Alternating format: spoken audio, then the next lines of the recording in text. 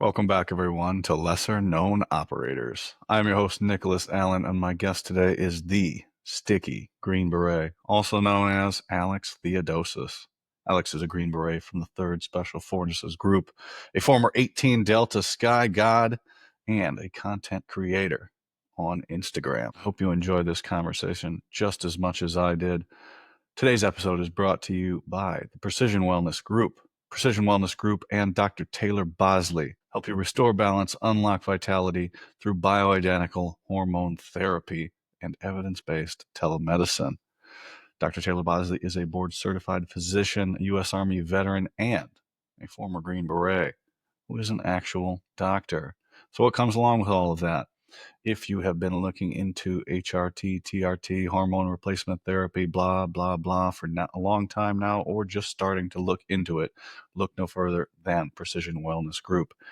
Dr. Taylor Bosley has the shared background, the professional experience to understand where you're coming from, where you want to get to, and how to get you there. And he's an actual doctor that can prescribe you actual medicine. So if this is something you've been thinking about, give them a call to get you feeling your best self. I will have links to their website and socials along with the Sticky Green Beret in the show description. I do appreciate you guys. Please remember to like, subscribe, share, comment, pass these episodes along. Thank you for listening and enjoy the show. Alex Theodosis, welcome to Lesser Known Operators, man. Thanks for coming on. Thanks for having me. Absolutely. I've been looking forward to this one for a while. But I'm going to lead off with the hard-hitting question that everybody wants to know. Is it Mr. Sticky or Senior Sticky or the Sticky? How does everybody address you? It's, honestly, probably just Sticky. The rest of those all sound so Sticky. formal. I'm not really a formal guy, so just Sticky is good. Okay, we're going to keep it on a first name channel. Team room first name basis. I like it. No, I was joking with myself. I was like, obviously it's Alex, but I was like, is it Mr. Green, Mr. Sticky? How did we arrive at the Sticky Green Beret? When I got out of the military, I got out in 2015. I spent some time kind of bouncing around doing different jobs, and about 2017, I was like, I'm not really progressing or doing anything. What am I going to do? So I wound up packing everything up in a car and driving to Oregon and finding a job growing weed. And so I grew weed for years up until recently. That's what I was doing. And so kind of a play on Sticky Green and Green Beret. And, it was never really supposed to be a thing. It was just a fun page to reconnect with my homies. And now I have t-shirts and stuff. So You've arrived, right? You've got t-shirts. yeah, I made it. I made it into vet bro status. Well, that term even too. Uh, I There's a line. It's like we were talking about with the leadership thing before we started recording, right? You can look at somebody's content or page or even them and go, that's it, that ain't it. But I see your stuff and it's like authentic and it's funny and you're not like, it just is. I go, oh yeah, I like that, follow or whatever, right? Um, and I think people can sense that. Now, there's a lot of shit on the internet where you're like, oh, you like it because it stands out or things like that. But Yep. people like authentic pages, and everybody I talk to is like, oh, I didn't think it would do this. I didn't think it would be. I don't think people would like it. I just started it to talk shit. But people can sense that you're, I don't know, being authentic, or you have something to offer that they want to take in. Yeah. No, I appreciate that. It's probably a byproduct of it being completely accidental makes it authentic because none of it was planned or manufactured. It's just what I think is funny for the day on a wide range of topics, including 18 deltas. Myself being an 18 delta, nobody is safe. Everybody can get it.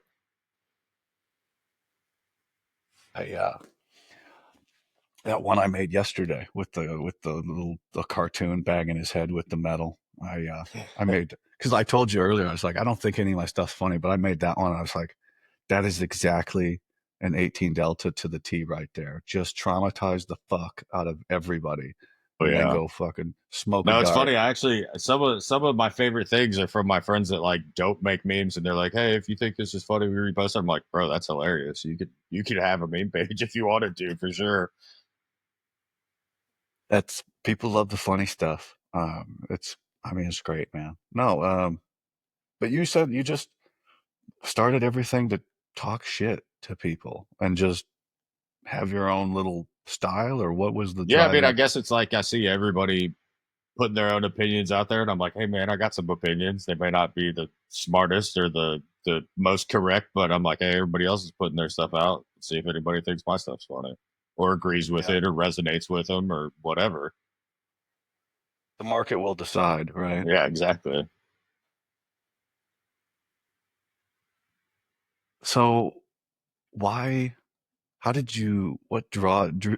How do you settle on? Hey, I'm gonna pack up my entire life and go grow weed now. Is it like one of those little tabs at the liquor store and you said, "Hey, are you into growing weed in the mountains of No, it was Oregon?" like kind of random. One of my buddies that I was working with, I was doing like some security stuff, and one of my buddies, I was in Austin back where I grew up, and one of my friends had basically like had enough of the bar scene or whatever, and he's like, "I'm gonna move to Oregon, and I'm just gonna start growing weed." And the way that I settled on weed is, I'll kind of take it back a step. When I got out of the military, I basically like I was like, man, I am drinking and smoking a lot of cigarettes. I'm not going to do that anymore. So I quit drinking and smoking cold turkey.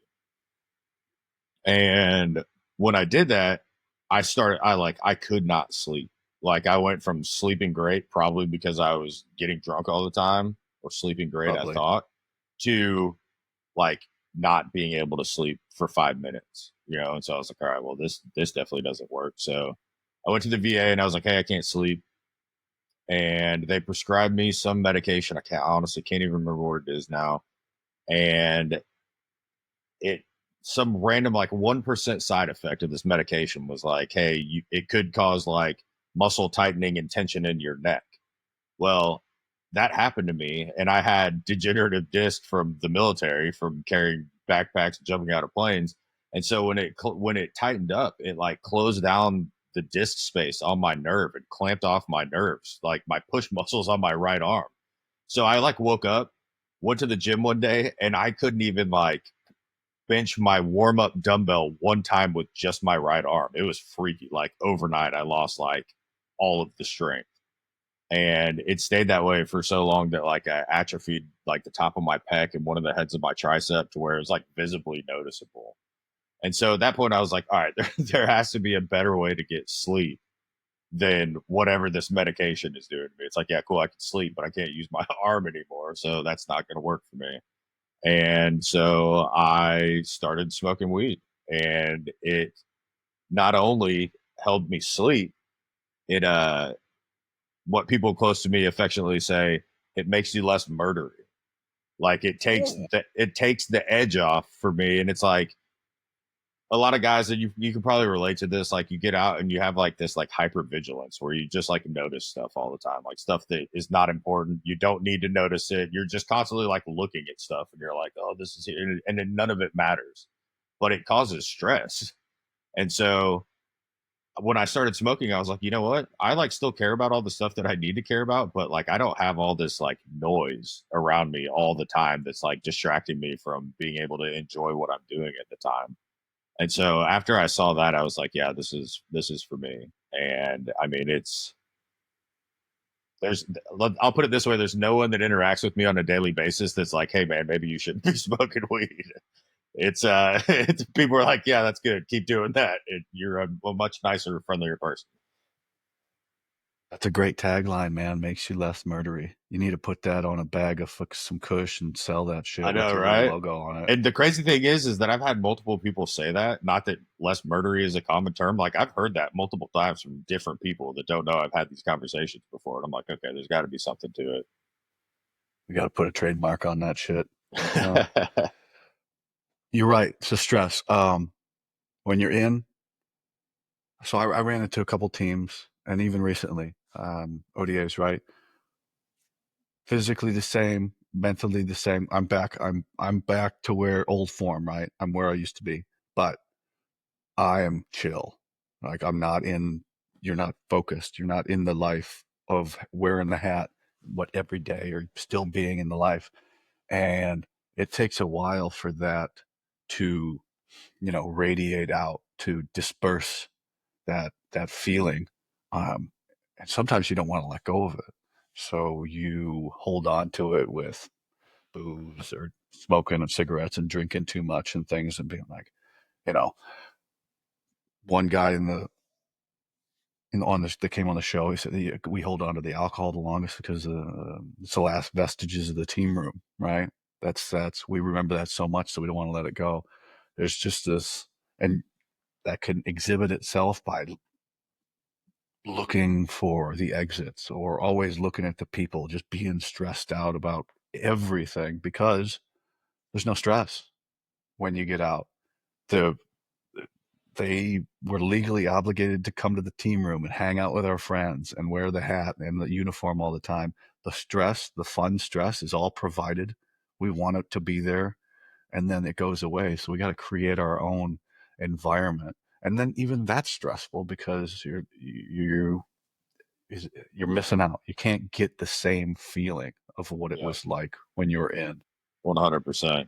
And it's hard too because it's probably I'm sure there's like some hubs like Fayetteville. I know a lot of stuff happens, people stay there or whatever, but like I'm so spread out from anyone that I was on a team with, my other SF friends, like I have friends that I talk to on a daily basis on the phone, but like I might get to see them every couple of months, and you're right, it's so different from going from like I'm going to meet up and we're going to work out today and then we're going to get breakfast and then we're going to do stuff and we're going to eat lunch today and then this weekend we're all going to hang out and or we're all somewhere together, we're hanging out the entire time and then yeah, it's like phone calls are good. It's nice to be able to keep in touch, but like you miss that camaraderie of sitting around fucking off, being stupid with your friends.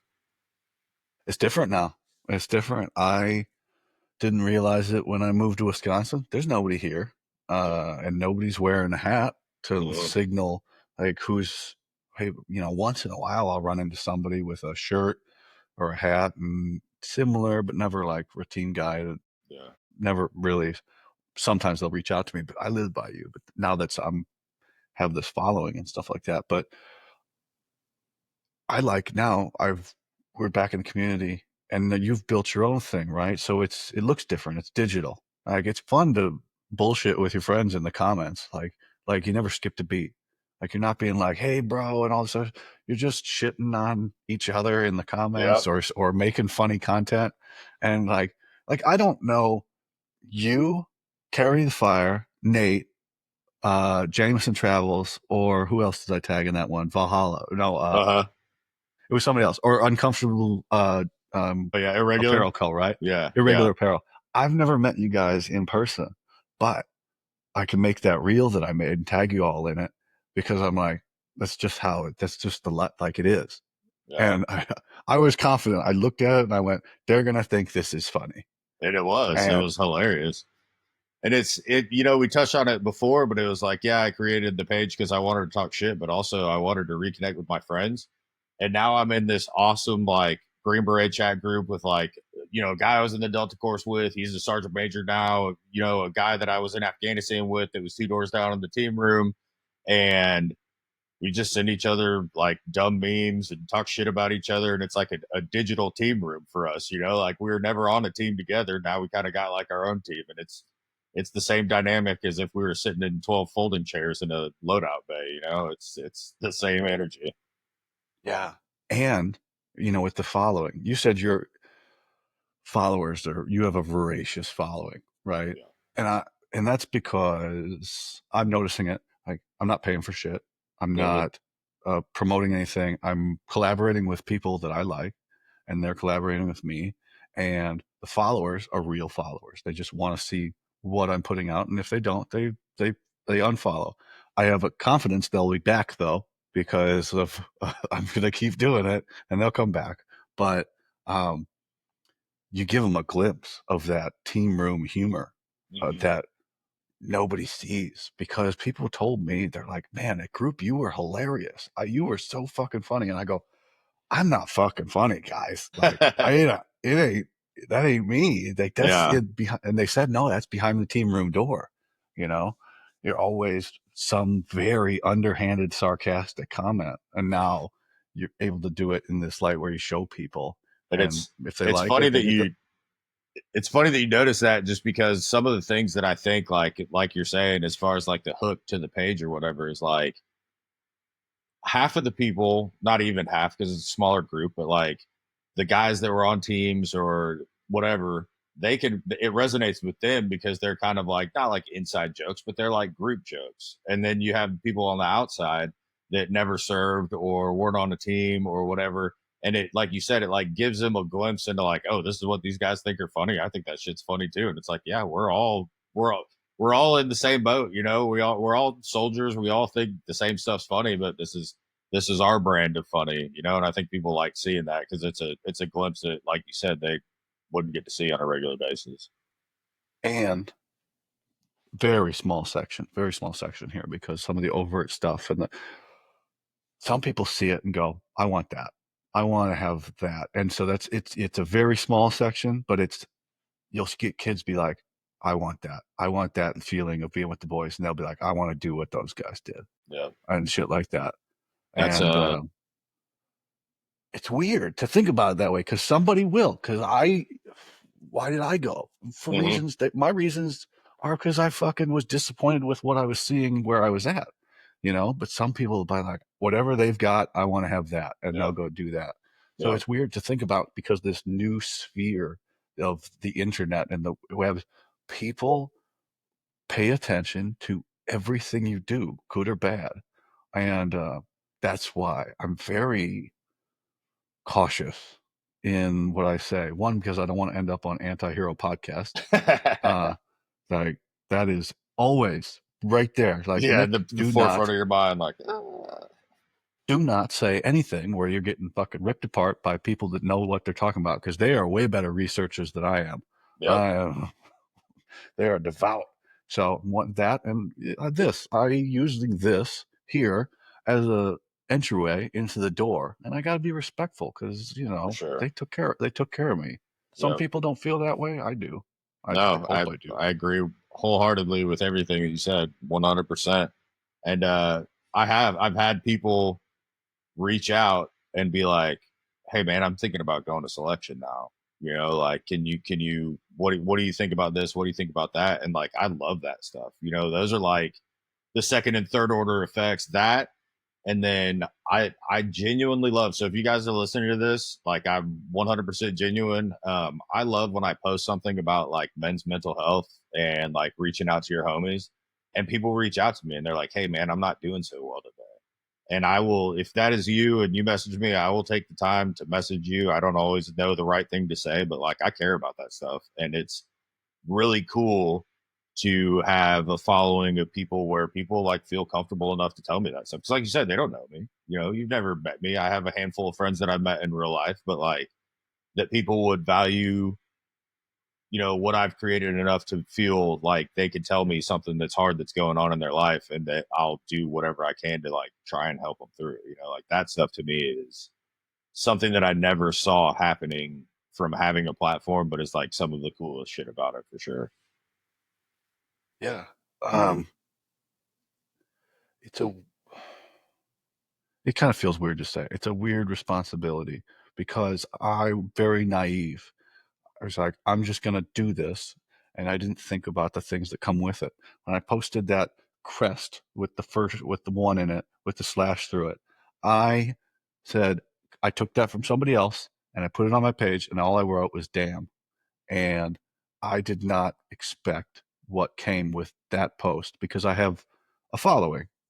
And then that following shared that with other people. And then they came to my page and I did not expect the what came with that. And it's very, I don't know.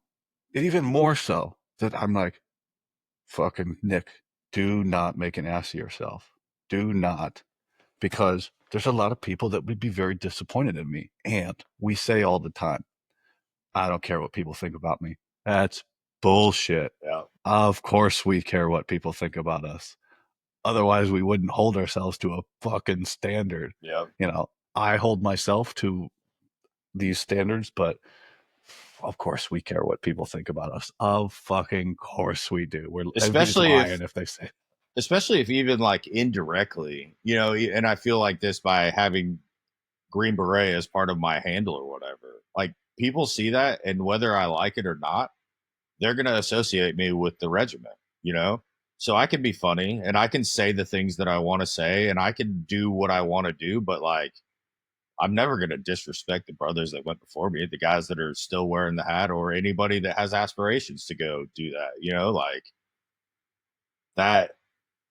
It, I mean, it, whether you like it or not is just a fact of the game, like you are a representative indirectly, not in any official capacity, but when people see that and they see what you say and hear what you say or whatever, you're representing everybody else.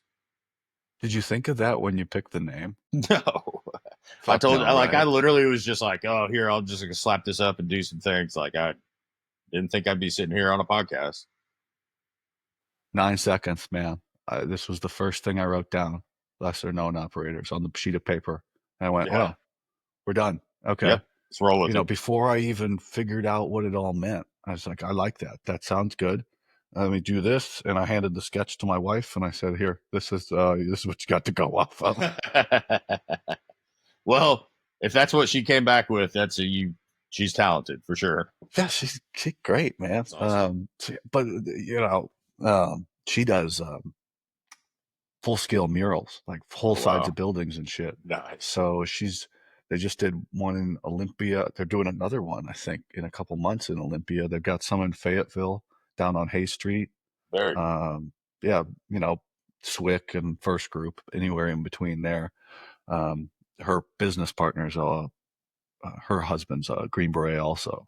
So they Very tend to cool. be near the bases. So yeah, they Yeah. do.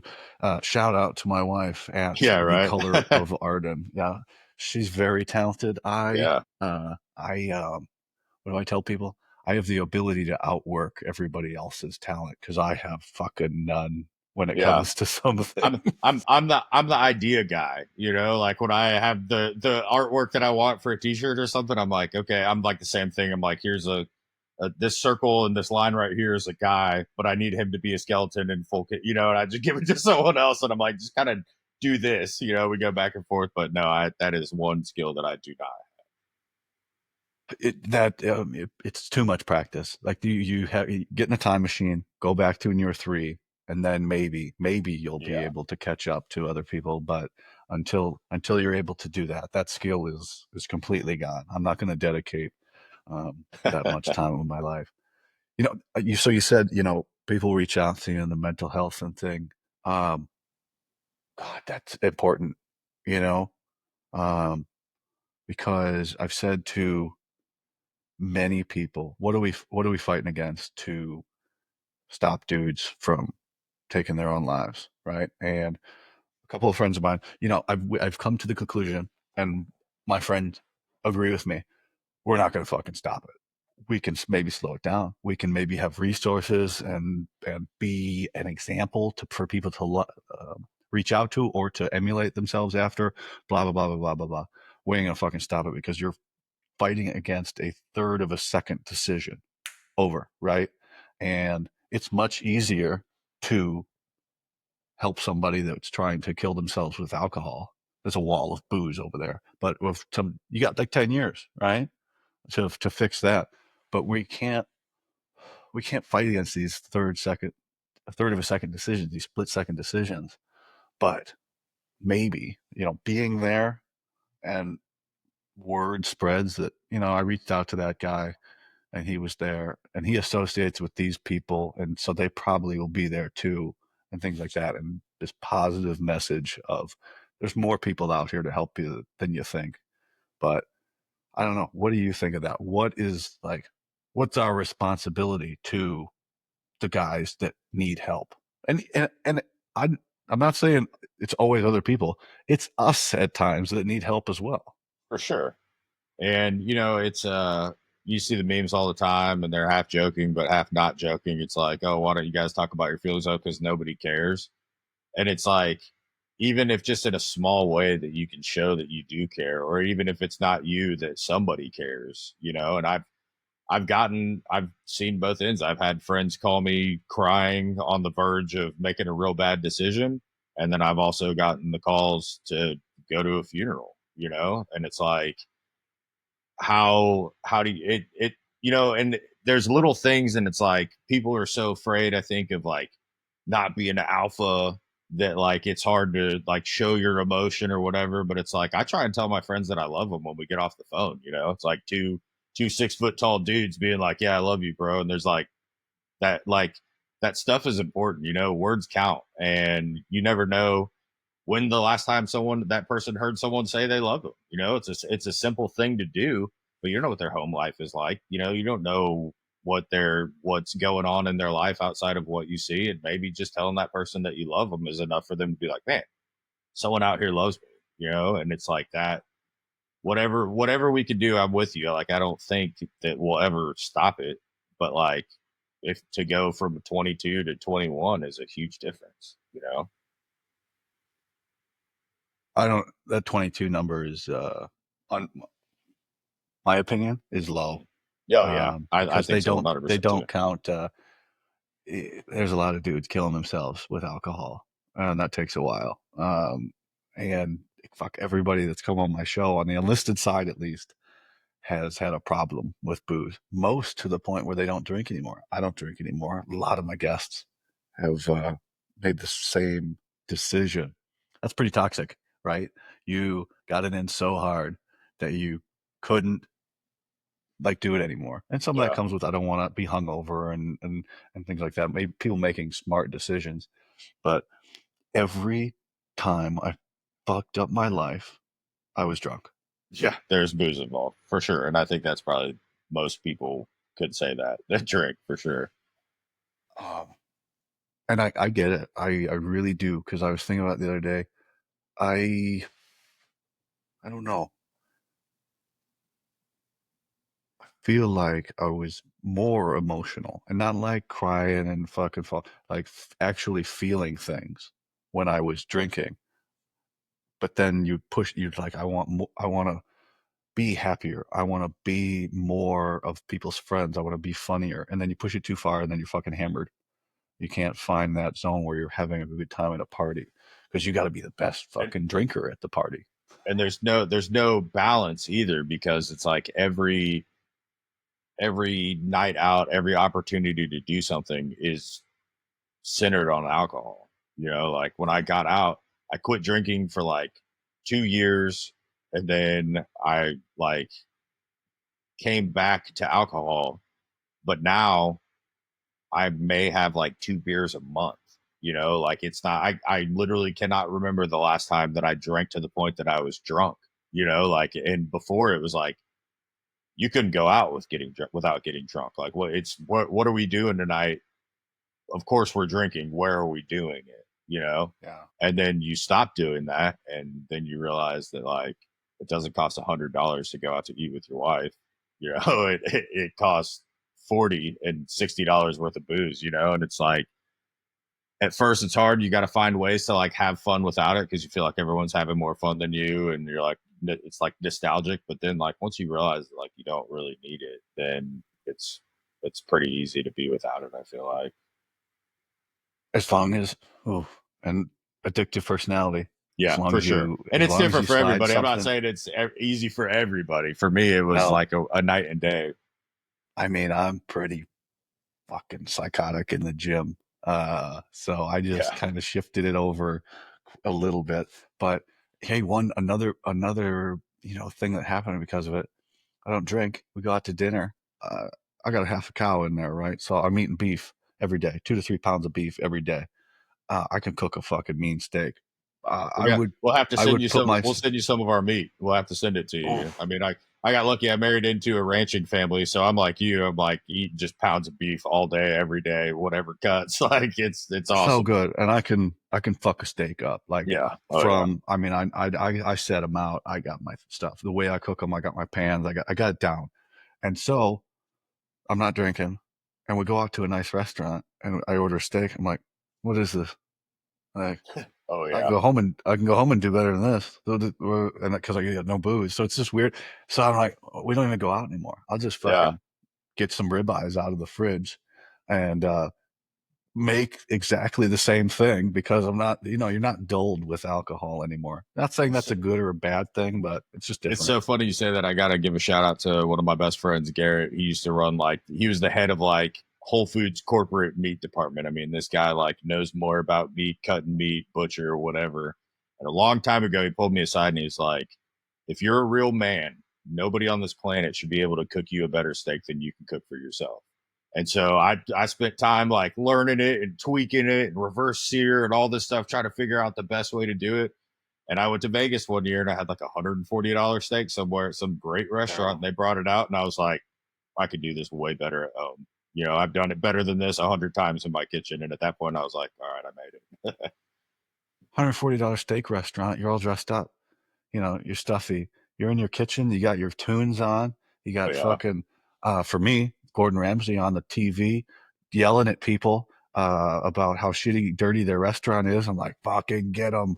And I'm cooking the steak and I'm making the potatoes and oh shit. And I yeah, got, I got fucking, well, what's the band lately that everybody, Creed playing in the oh yeah, background. oh yeah. And so I'm having a great time. So it is, there's levels to all that stuff. You can have, it's just a different kind of fun and things. And yeah, you should be able to cook a steak. I sidebar secret like one. My wife's like, what? I told her I'm going to get rich and famous. No, I was going to get famous, and this will support us, and then I'll be able to get to my goals later. And she's like, well, what do you want to do? I was like, I want to meet Gordon Ramsay. She's like, really? I was like, yeah. I've seen everything he's done. He taught me how to cook. Like the dude who has no idea I exist has done more for me than fucking almost anybody. And I've never met the dude. I've watched all this stuff multiple times. He taught me how to cook a steak. So, I'd like to say thank you someday and just meet him and been like, you've done a lot for me, you know. I would say the best thing that he's done for me is I model my scrambled eggs after him. Those scrambled eggs. I mean, the best. The one That on guy. MasterChef where he does the Oh yeah, tutorial on and yeah. Oh off. yeah. Oh yeah. Yeah. On and off, slow stir the whole time, like just beautiful, velvety, not runny, but not solid. Like, yeah, Gordon Ramsay's the man on eggs. I'm sure he's the man on a ton of other stuff, but I use his eggs all the time. He claims he's got 2,000 recipes up in his head. So I don't doubt him. He's quite impressive. So he's on the list of people that like you get to meet somebody. Yeah, you'll get him. I'd like to meet Gordon Ramsay, and I think I'll do that. So we go back to feelings, right? Just Don't want to be that or not be seen as the alpha male, right? I think there's a level above that where you don't care about those people's perception of you. You just are that person. You you embody that. And yeah, you can talk about your feelings. Yeah, that's fine. Oh, yeah, we're going through all this shit together and the same as well. Like you're not unique in your struggles. The actions that led you to have those struggles are unique to everybody because the worst thing to happen to you is always the worst thing to happen to you. And then you'll have these problems. But all these problems, there's only so many of them. There's only so many of them. You can start listing them out and what you get to like 15, 20 of them, and then you start running out of symptoms, right? Of things like that. All the actions, everybody's got a different story. But all these things that are wrong with us, everybody's going through them at different times in their life. And that's fine. That's totally fine. yeah, and I don't know when I said alpha earlier, I don't know if I threw up the air quotes, but that was the alpha that I meant because I mean, there's nothing that's not masculine about being able to understand and manage and convey your own feelings. I mean, as men, like half of the shit that we get into is because we can't convey our feelings in a way that isn't like screaming or beating people up or, running out of a room. There's nothing manly about that realistically, like, yeah, if it needs to happen, it needs to happen. But like, there should be steps in place before you get there, and it's like,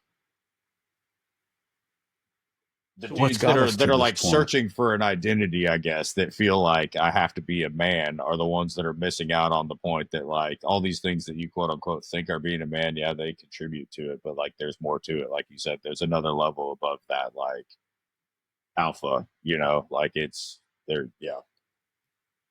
So what's contributing to this misconception that you got to keep this shit to yourself? Is that you don't want to let the boys down or let yourself down or feel weak? What is it?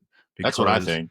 I think feel weak yeah, is what most people would think, or appear to feel weak is what I would think. Or could be could be any or all of the above. yeah, could be. Yeah, we don't want to be perceived as less than we are. Hmm. It comes to self judgment, right? And I go back to, we care very deeply what others think about us. And there's this quote. It's like if we knew each other's secrets, what comforts we would find. And I think if we did know each other's, what was going on with each other, we find out listen, we're not that all that different across the board. Like everybody thinks, especially if they come on here, they realize they're not the only one. Like, God, man, all of the guys getting off the teams, they either go to the bottle or they replace the team room with something else. Sometimes something worse, sometimes with just contracting. And they just keep that life going. And it's too bad. It really is. But for the most part, we pull out of it. Yeah. And now, fuck, man. I mean, it's a struggle every day, but I feel like I'm doing really well. I Yeah. hope you're doing No, really well. absolutely. But Absolutely. it's a lot of pain to For get to sure. that point, to And I learn those lessons. and I don't want to and I think SF probably does a better job um than other areas or whatever, but I know that like from firsthand experience, like there is not a whole lot of like prepping you for what you're going to do when you're done. Like I know some guys, they know they're getting near the end and they start working on a side project or whatever. But for a lot of guys, it's just like, here's your papers. You don't have to come to work anymore. And then you're like, what the fuck am I going to do now? Like you're just in it, in it, in it. And then it stops and you're just left there and you're like, okay, well, now what? You know? Yeah, that's not helpful. Okay, you sign over the property book, you're done. Not helpful at all. So what I've just heard from, uh, I did an interview with a guy from First Group. About a year out, you're done. You go to this transition company, transition detachment or whatever. This is First Group, and I don't have a second source on this, but he said this is what he did. And they pull you out, and you'll do your classes and shit like that. Check in once in a while. Internships, if you get one of those, guys will start whole new careers while they're still in, get everything ready to go, and then transition. Uh, I still think no matter what you do, that when you put that uniform down, you're still going to have issues. You're still going to go, instead of, whether you chose to get out or not, did I make the right choice? Is this, fuck, buyer's guilt, buyer's remorse, or something like that? And rosy colored glasses looking back like, oh, fuck this, because if what was compared to what is, and it's never going to line up. I Yeah. don't know. So, No, for sure. And I feel super lucky. Like I said, I got out in 2015 and I bounced around a lot, moved different places, tried different things. And I happened to marry into a ranching family, like fifth generation cattle ranchers. And you know what, man, it is an awesome job for a dude coming out of SF. Like you get a little bit of danger. You get to be outside. You're working with your hands. It's hot as balls or cold as balls, but like you're out there with your team of guys. One of them may be 65 and one might be 20, and I'm 41. It doesn't matter. You're still out there embracing the suck together. You're doing real work that matters. You're helping put high quality beef on American dinner tables. And at the end of the day, what's most important for me is that your work is quantifiable. I think I never could have gone and done an office job because at the end of the day, I'd be like, what did I really do today? You know, at the end of the listen, day, ranching, you're like, we worked 150 cattle, or we built 2 miles of fence, or, I disked this field and we did, and so it's easy to look back at your day. You're all sweaty and muddy and dirty and you're sitting around and you're exhausted, but you're like, man, I actually like did something that made a difference today. And you have that little camaraderie of some brothers out there sucking it up with you too. And It's not being on a team, but it has some semblance to like that kind of life of working hard, playing hard, being with your boys, and doing something that actually matters. You know. Why don't more guys get into that? Is it just So that's something that lack of honestly, looking, I'm. or they just take the easy bait when they get out? They go take the It's job. it's unfortunately, and we could do a whole episode on this because it's something that's like I'm passionate about, but like American farming and ranching in general is kind of going away, and it's dwindling every year. Families that have been in it for generations, their kids want to go be a whatever that's not a rancher. They sell the land, it gets bought up by big conglomerates or whatever. And so ranching and farming is pretty hard to get into, especially if you're just getting out of the army and you don't have a big nest egg. Like it's hard to get a ranch and equipment and animals and not know what you're doing. And so I've put some thought into it and I'm trying to figure it out. But like you're talking about with those internship programs that you can do as you're getting out, I'd like to figure out a way to find people that would be interested in ranching and do kind of like that OJT training. Guys like Jeremiah Wilbur, great wealth of knowledge, knows tons. Um, and we talked for a while the other day, and it's like, man, if you could figure out a way to get some of these veterans, the ones that are interested, set up with a horse, a trailer, and a truck, these dudes could live a life that they would really enjoy, traveling to different ranches, working different ranches, travel here, do this job, travel there, do this job. You got your truck and your horse.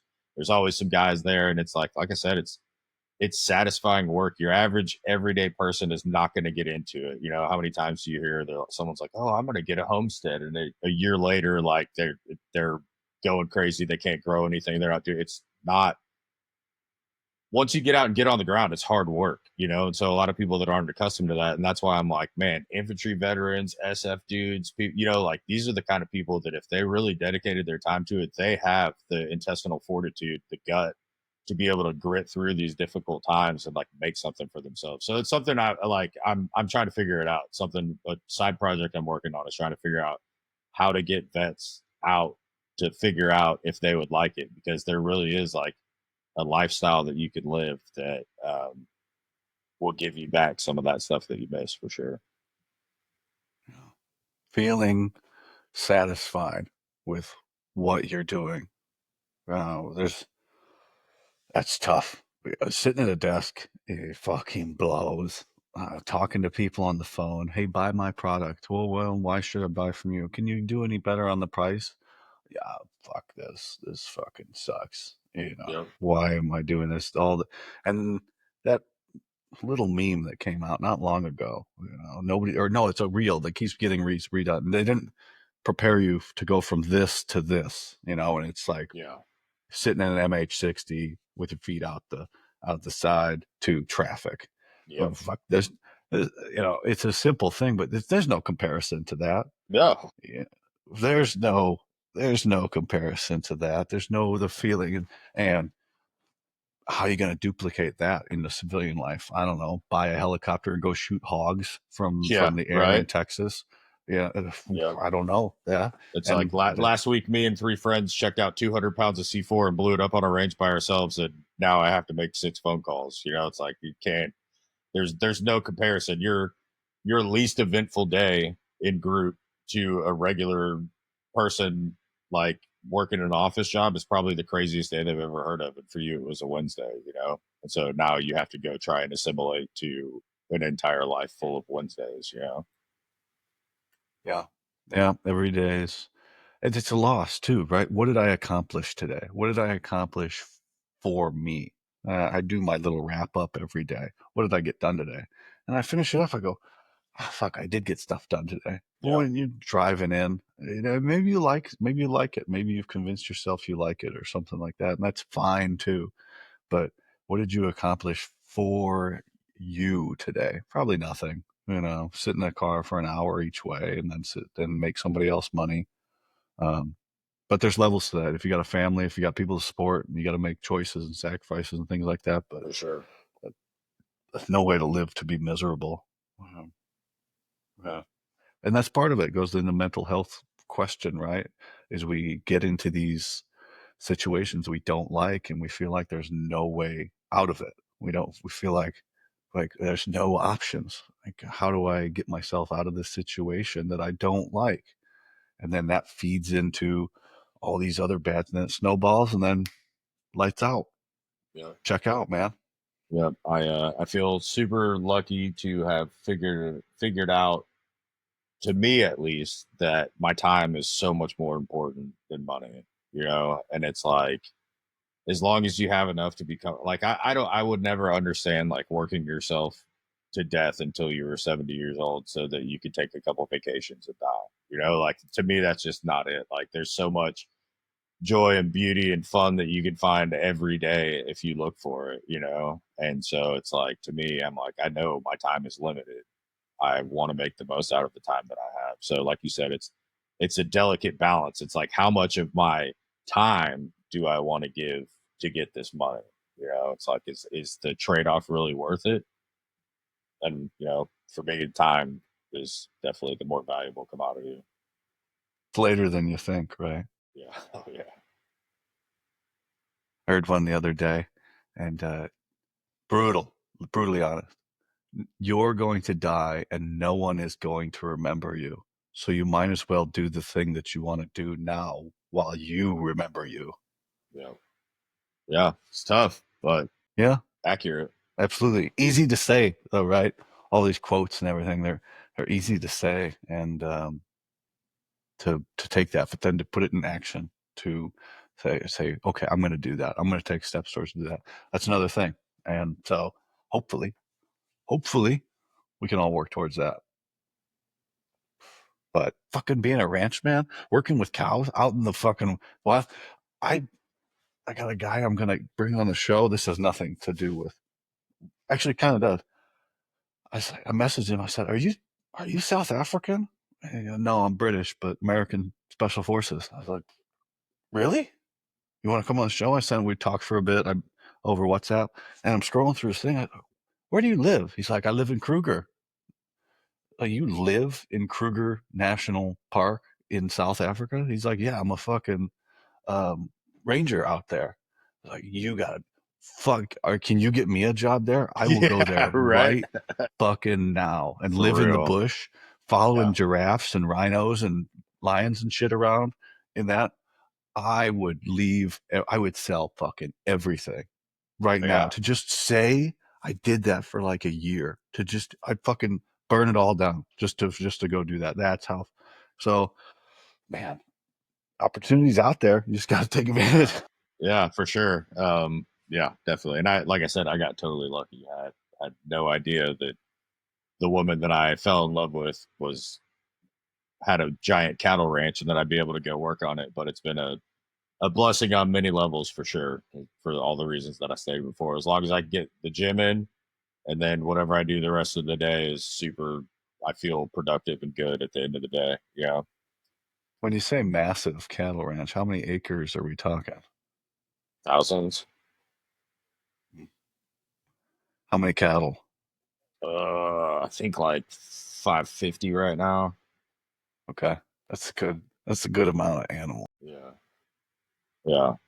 And it's been cool being able to, like, again, I'm biased. I think we have the best beef in the world. We do grass fed and grass finish or grain finish, and the cows are all born on the property. They don't leave until they go to the processor. Like, we're super proud of it, and it's been really cool being able to put that beef in like the hands of some of my friends and followers and stuff, and hear the response. People are like, "Dude, this is awesome!" But I'm like, "Dude, that makes me so happy because I'm literally out there working with these things every day." That's cool. All of my are Wisconsin local cows. They're all named Carl. Uh, Carl the first, Carl the second. We're on Carl the fifth or sixth right now. Um, Unfortunately, they've all passed on, but man, they're delicious. Yeah. Um, and I guess last one on this one. People don't realize, get yourself some local cow or cut of beef, right? And then go to the store and buy the same thing and cook them in different pans side by side. And then, as they said in Pulp Fiction, right? These first two, they're good. Nothing wrong with them. But Madman, you will know where that extra money went when you shoot it into your arm. Yep. No, it's facts, and it's cool. I mean, I had someone the other day, an actual a friend of mine, and they had cooked some of the beef or whatever, and his like 6-year-old daughter was like, "Dad, what's different about this? This is so good," you know. And she didn't know that he had ordered beef from us or that it was anything different, but like just the taste of it to a 6-year-old, she was like, "This is really good," and I'm like, "That's awesome. That means a lot," you know. Like I think that's fantastic. Put it on the table for your family, and your 6-year-old daughter can taste the difference, and it's like, "Hey, these are really good burgers." Like that's awesome. But raising your kid right, you're for Yeah, sure there. You're yeah, on Whole Foods and not feeding them garbage. yeah. Big difference there as well. One thing I wrote down here, because we said this, you're following in social media and all this other stuff. People get a glimpse of only what you want to show them. Have you ever thought, how well do the people that follow me know me? I mean, yeah, and I try to be like as open as I can. I'm like a pretty open person. I would gladly tell things that would get me in trouble if it would get the host in trouble. Also, and so I try and sprinkle some of that stuff in there. Like if I've started baking recently because we just got done renovating our kitchen and we have this awesome awesome range and big island, and so I was like, I'm gonna start baking. And so you get all these like shit posting army posts or whatever, and then you get like a picture of the lemon bars that I, I made this week, and it's like I played the piano since I was 8 years old. Every once in a while in my story, it'll be me playing the piano, it's like I want I want people to see, other things about me other than just like, oh yeah, I was a Green Beret and I like to make funny memes. You're right. In the story, when I go talk to my phone in my story, that's me, right? That's me. The posts are one thing. I'm getting the humor side out. I'm getting the show out. Some motivational stuff, whether I'm supporting the SFRE or Army picks or writing something. Those are pieces, of the plan I want for my page. But when I sit down at the end of the night and talk to my phone, that's me just talking to the people that watch my stories and being like, hey, this is what I'm working on. I'm fucking tired, and I'm doing like, but I'm having fucking fun and I'm having a good, but it's just interesting. It's like, I just wanted to see, like, how well do you convey who you actually are? Do you convey to the people that follow your stuff? That's just something I think about I mean, it's funny that you more and mentioned more. that. I'm probably now going to try and do even more now that you bring it up because I'm thinking about. I'm like, yeah, like they see, like you said, and that's how it is on social media. Everyone sees what you want them to see. So I'm like, oh, it's showing some other stuff. Why not? Back to the authentic thing, right? People appreciate it. I think they appreciate it. And as Denny said over at Security Hall, he make content that you're happy with. Make stuff for you.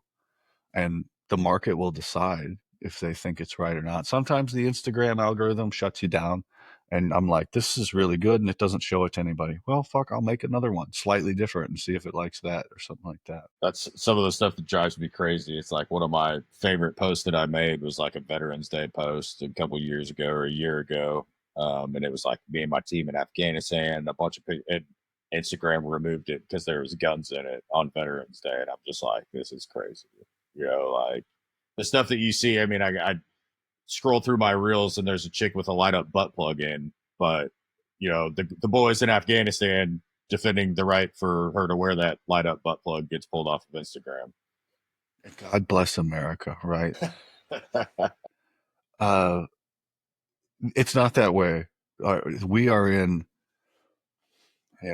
you get into the intel or the analyst side, right? We are in the golden age of, it's the Wild West on the internet right now, because it was that way, and then they reined it in, censorship and holding information, and now whether it's Elon buying X or it's Mark Zuckerberg finally getting to be an adult where he's like, we can't be telling people what to do, that they Yeah. don't want to do it. Maybe he's in jujitsu now. I don't know. Yeah. That's what Rogan's theory is. He started doing jujitsu and he's like, fuck yeah, he's got some testosterone going. He's like, let the people do whatever the fuck they want, Yeah. you know. But right now, you can post pretty much whatever you want within reason. They'll take your shit down if it's obscene Yeah. and things like that. But somebody messages me, he's like, how do you not get shadow banned? I was like, I don't know what the fuck that is, man. Like, fucking, I look at my post and go, yeah, that's fine. And I'm good with it, right? Yeah. But yeah, I don't know. I think I don't know, you know, you make content for you, and it seems like you do that. Oh So yeah. I like it. I appreciate it.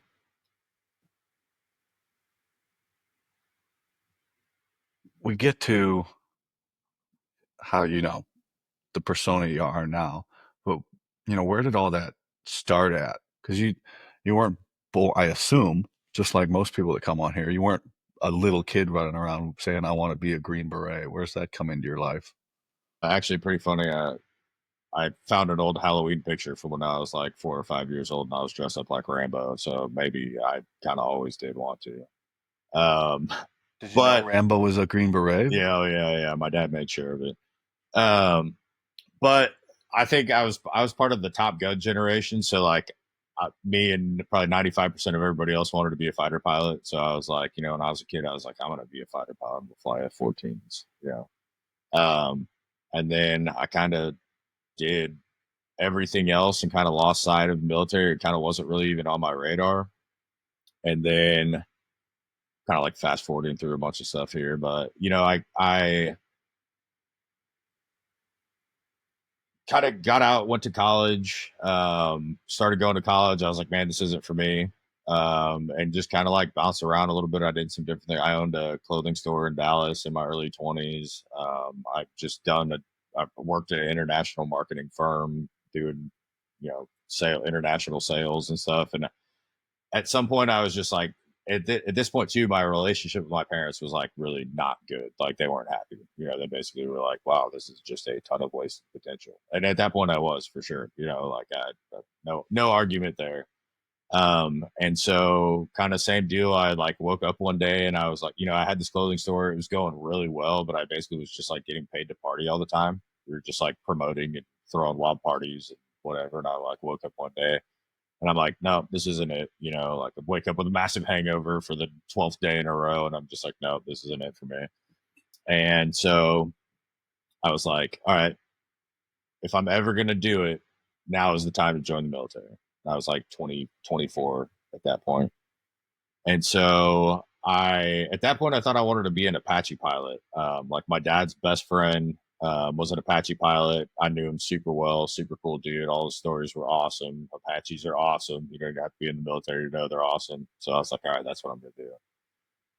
And I went to the recruiter and they got me with the 18X, bro. They got me. They're like, yeah, that's pretty cool flying up above, but wouldn't you want to like be on the ground with the guys? We got this 18X contract. And I'm like, okay, what's that all about? Tell me about that.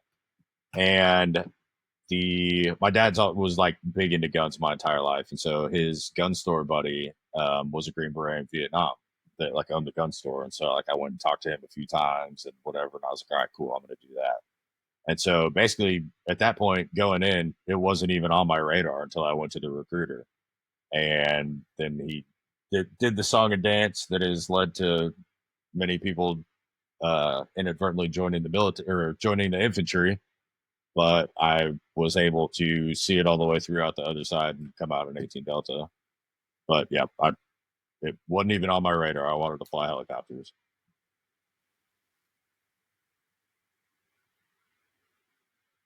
They were in full swing with the X-ray program at that point, Yeah, that was 2007, because 2008.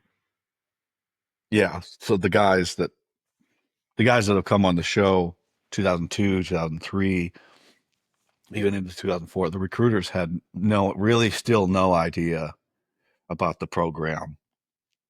And now by four, five, six, seven, or five, six, seven, eight, they're pushing people into it. And I think so much so that 82nd said, we're not fucking taking any more 18 X-rays that More fail failed out of the course. X-rays. So they started sending them to Alaska, um, and like 101st, and I think it's to Korea or some shit like that Yeah. too. These guys were quitting and getting orders out of there because at one point there's just so many of them. They're Yeah. pushing that pipeline so hard, and they didn't have it worked out. Like the SOPSI was fucking brutal for you Oh, guys. dude, it was. We were begging to go to selection. Like we were like, just get us out of here. Like it cannot be worse than this. I mean, it was. And I will admit it now that we got absolutely like brutalized. I mean, I'm talking about like Halloween night. We're staying in the barracks. The cadre come and pull us out at 2 o'clock in the morning and just smoke the piss out of us for like 3 hours. Like dudes are quitting, getting hurt, whatever.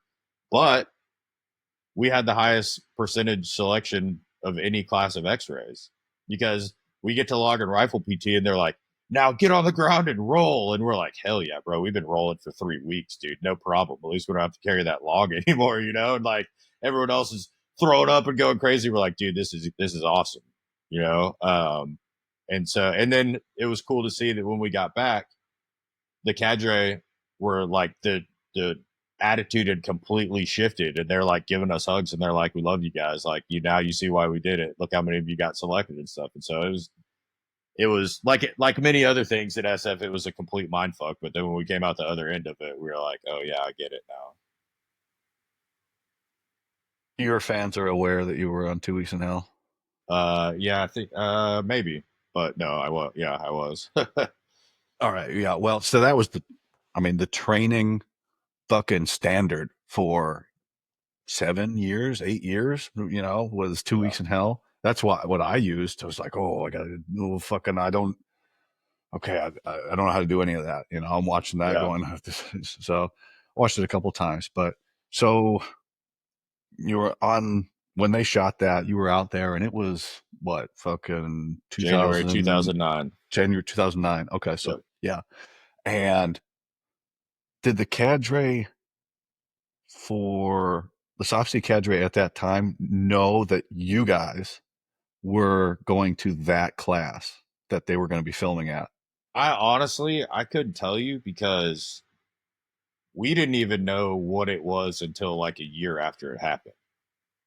So like we showed up, and some, like half the class has probably been to selection before or know who's been to selection. For those of us that hadn't been, we were just like, oh, people with cameras and people walking around writing notes. We just thought it was a part of selection. Like we didn't know that there was a documentary being filmed. We were just like, I guess this is part of the assessment. These people work at selection or whatever. And then like close to a year later in the course, like they made an announcement at a safety brief or something. They're like, oh, by the way, if you're January 2009 selection, you're in 2 weeks, you're going to be in a documentary on Discovery Channel. But like, we had no idea. So that's so funny. Yeah, you don't even. They could have told you that at the time while you're out there, and it would have gone right over your head. Like Yeah. you're so in the process of like student stress. You're like, fuck, whatever, man. Yeah. I gotta check the board. I gotta not fall asleep on fire guard. I gotta find my points. Like, who gives a shit? Um, it's only afterwards when you're like, fuck, oh, okay. Now it's documented. At least, you can go look back at that. I wish I had there's probably some cool pictures that could have been taken from selection, some Yeah. badass pictures that I would Yeah. like to have like one of them up. And I went first time January of 2012, and there's some badass pictures from that class out Really? there. None of me. I didn't make it Yeah. into a single one. And I was like, man, but I see occasionally one will pop up on the internet. I'm like, man, I remember that guy. I remember that. I wonder what Yeah. that guy's Yeah. up to right now. That guy was a little bitch. Fuck Yeah. that. It's funny too watching the documentary again, and you see like people that most of them you only knew as a roster number, unless they were in your hut or whatever, you only knew them as a roster number, but like you'll see a face and be like, oh yeah, dude, I remember when this guy did this or whatever, and it's kind of like jogs your memory real quick. You'll think about something you hadn't thought of in a while. It's cool to go back and look at that stuff. So A lot of people come on here. Tales from the gig pit. You got any fucked up gig pit stories from when you were X-ray? Think nothing that really stands out. I mean, as far as the one that I referenced before about Halloween night was pretty brutal, and it was funny too that like he drove he basically like brought his family on base and like drove their car into the middle of the field that we were getting smoked in, and they just sat in the car Wait, and watched us get smoked for like 3 hours. wait, what? The dude's family sat in the car? Yeah. He like brought his family. It was Halloween night. I think it was like probably 11 o'clock at night. We got pulled out. We were out there till like 3 in the morning, and he had his family in the car just watching us get absolutely smoked, like rolling around on each other for hours, buddy carries, like just for hours, and his family was just sitting in there eating popcorn, just watching us get destroyed. Like, what the fuck is going on at that guy's house Yeah. to where his wife's going, yeah, this is fine. I'll just sit out here with the kids. Like, you start thinking about that, hey, maybe he had some other shit going on. Maybe this guy shouldn't have been in the position he was. I mean, Because it should be, depending on the age of the kids, if it was my dad and I was like 10 or 11, I'd be like, hell yeah, let's go. I bet that's gonna be hilarious. come on out here, boy, smoke the I shit want to out of show these you guys for something. me. Yeah. I gotta take a piss real quick. Yeah. I've broken down the different sections, and in those years, like 2001, 2003, there's like a FOMO for the cadre, right? Because you didn't know how long it was going to last, so you kind of distracted. You want to be with your buddies going going on the first trip because you think it's going to be over. But like 2003, 2004, and forward for quite a few years of those SOPSI cadre, they're rotating out. This is just my assessment. They're rotating out of theater, getting told they're going to SWIC, which they don't want to fucking do, and then they get assigned to be SOPSI, Special Operations Preparatory Course instructors for civilians that think they Yeah. want to be Green Berets off the Yeah. street, and they go, fuck you. You want to do my job? My buddy just died. I'm going to fucking make your life hell. And 100%. that's what they did. Yeah. And the shopette is always open. And those dudes, I just found out one of my instructors was hammered the entire time. And that explains a lot. I believe it. Like, uh, yeah, I just found that out. So that probably was a more normal thing looking back on it as an adult, as dealing with problems. And you can't go to Madigan, right? Because fuck, I don't want to ruin my chances to go back to a team. But that shopette, right, a kitty corner over there, right Mm-hmm. across from training company that we were always at, that place is always open, man. They'll Yep, give you for sure. booze, No, I and that think lady won't judge you one bit. no, she's seen worse. Trust me. Fuck, she sees the general come in there and buy a Oh pint of yeah, lunch. for sure. No, I think you're spot on that for sure. And again, that just goes back to like not having a good mechanism in place to help with that transition, and so you turn to the only tool that everybody else is using. Is that part of the job, though? Is that like to just keep it going? Is that part of it? Because it's so uniform across the board. Yep. I don't know. I mean, I think again, it's probably like a fine balance. There's a balance between keeping it going and going off the rails. Like, and I think it's like you said, it's a slow pathway, and so you may be further along that path than you think you are if you still think you're functioning well. But you may not be. Probably not, but I had the fitness side discussion with Kevin at Terminator Training, and you get so used to succeeding at a high level while being self-destructive that you go, I can do this. I'm not invincible, but I'm the best there is. Yep. I'm Ricky Bobby this shit of piss excellence. Yep. And you say, I can keep this going. And then one day the point of diminishing returns comes in and they cross, and then you're a fucking shitbag because you're Yep. drinking for breakfast now to keep yourself going. Um, Not And saying you can't get out that's of where that. good, real, actual friends come in that will fucking grab you up by the shirt and throw you in a wall and be like, "Look, bro, you got to get this shit under control." You know, that's a real friend, not an enabler. They gotta not be in the same situation though. Yep, that's true too.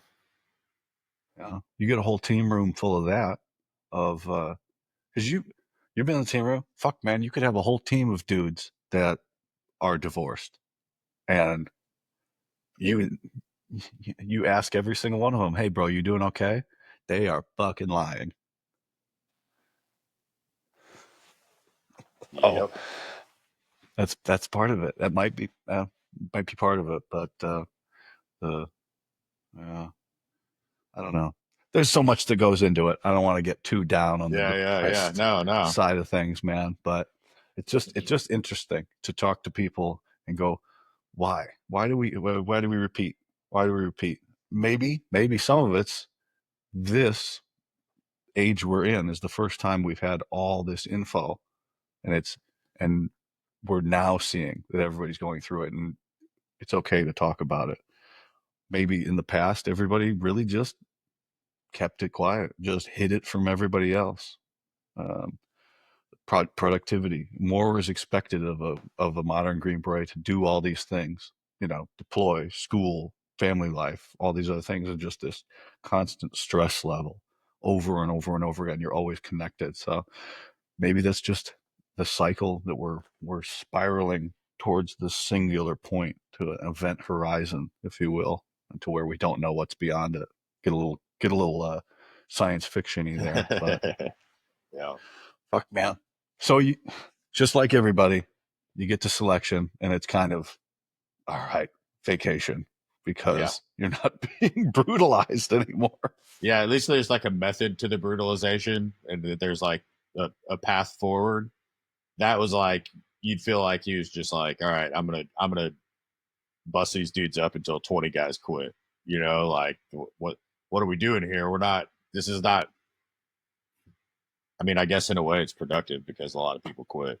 You know, and it's like, if you quit on me, if you quit on me, even in the worst part of training, then odds are you're going to quit when stuff gets crazy downrange. So, in that aspect, it was good, and we did have a good selection percentage. But I mean, in the middle of that stuff, I mean, yeah, in the middle of that stuff, it was hard to see the light sometimes. You're just like, there's no method to this madness whatsoever. We're just getting destroyed out here. And just making it up. What was the course like for you?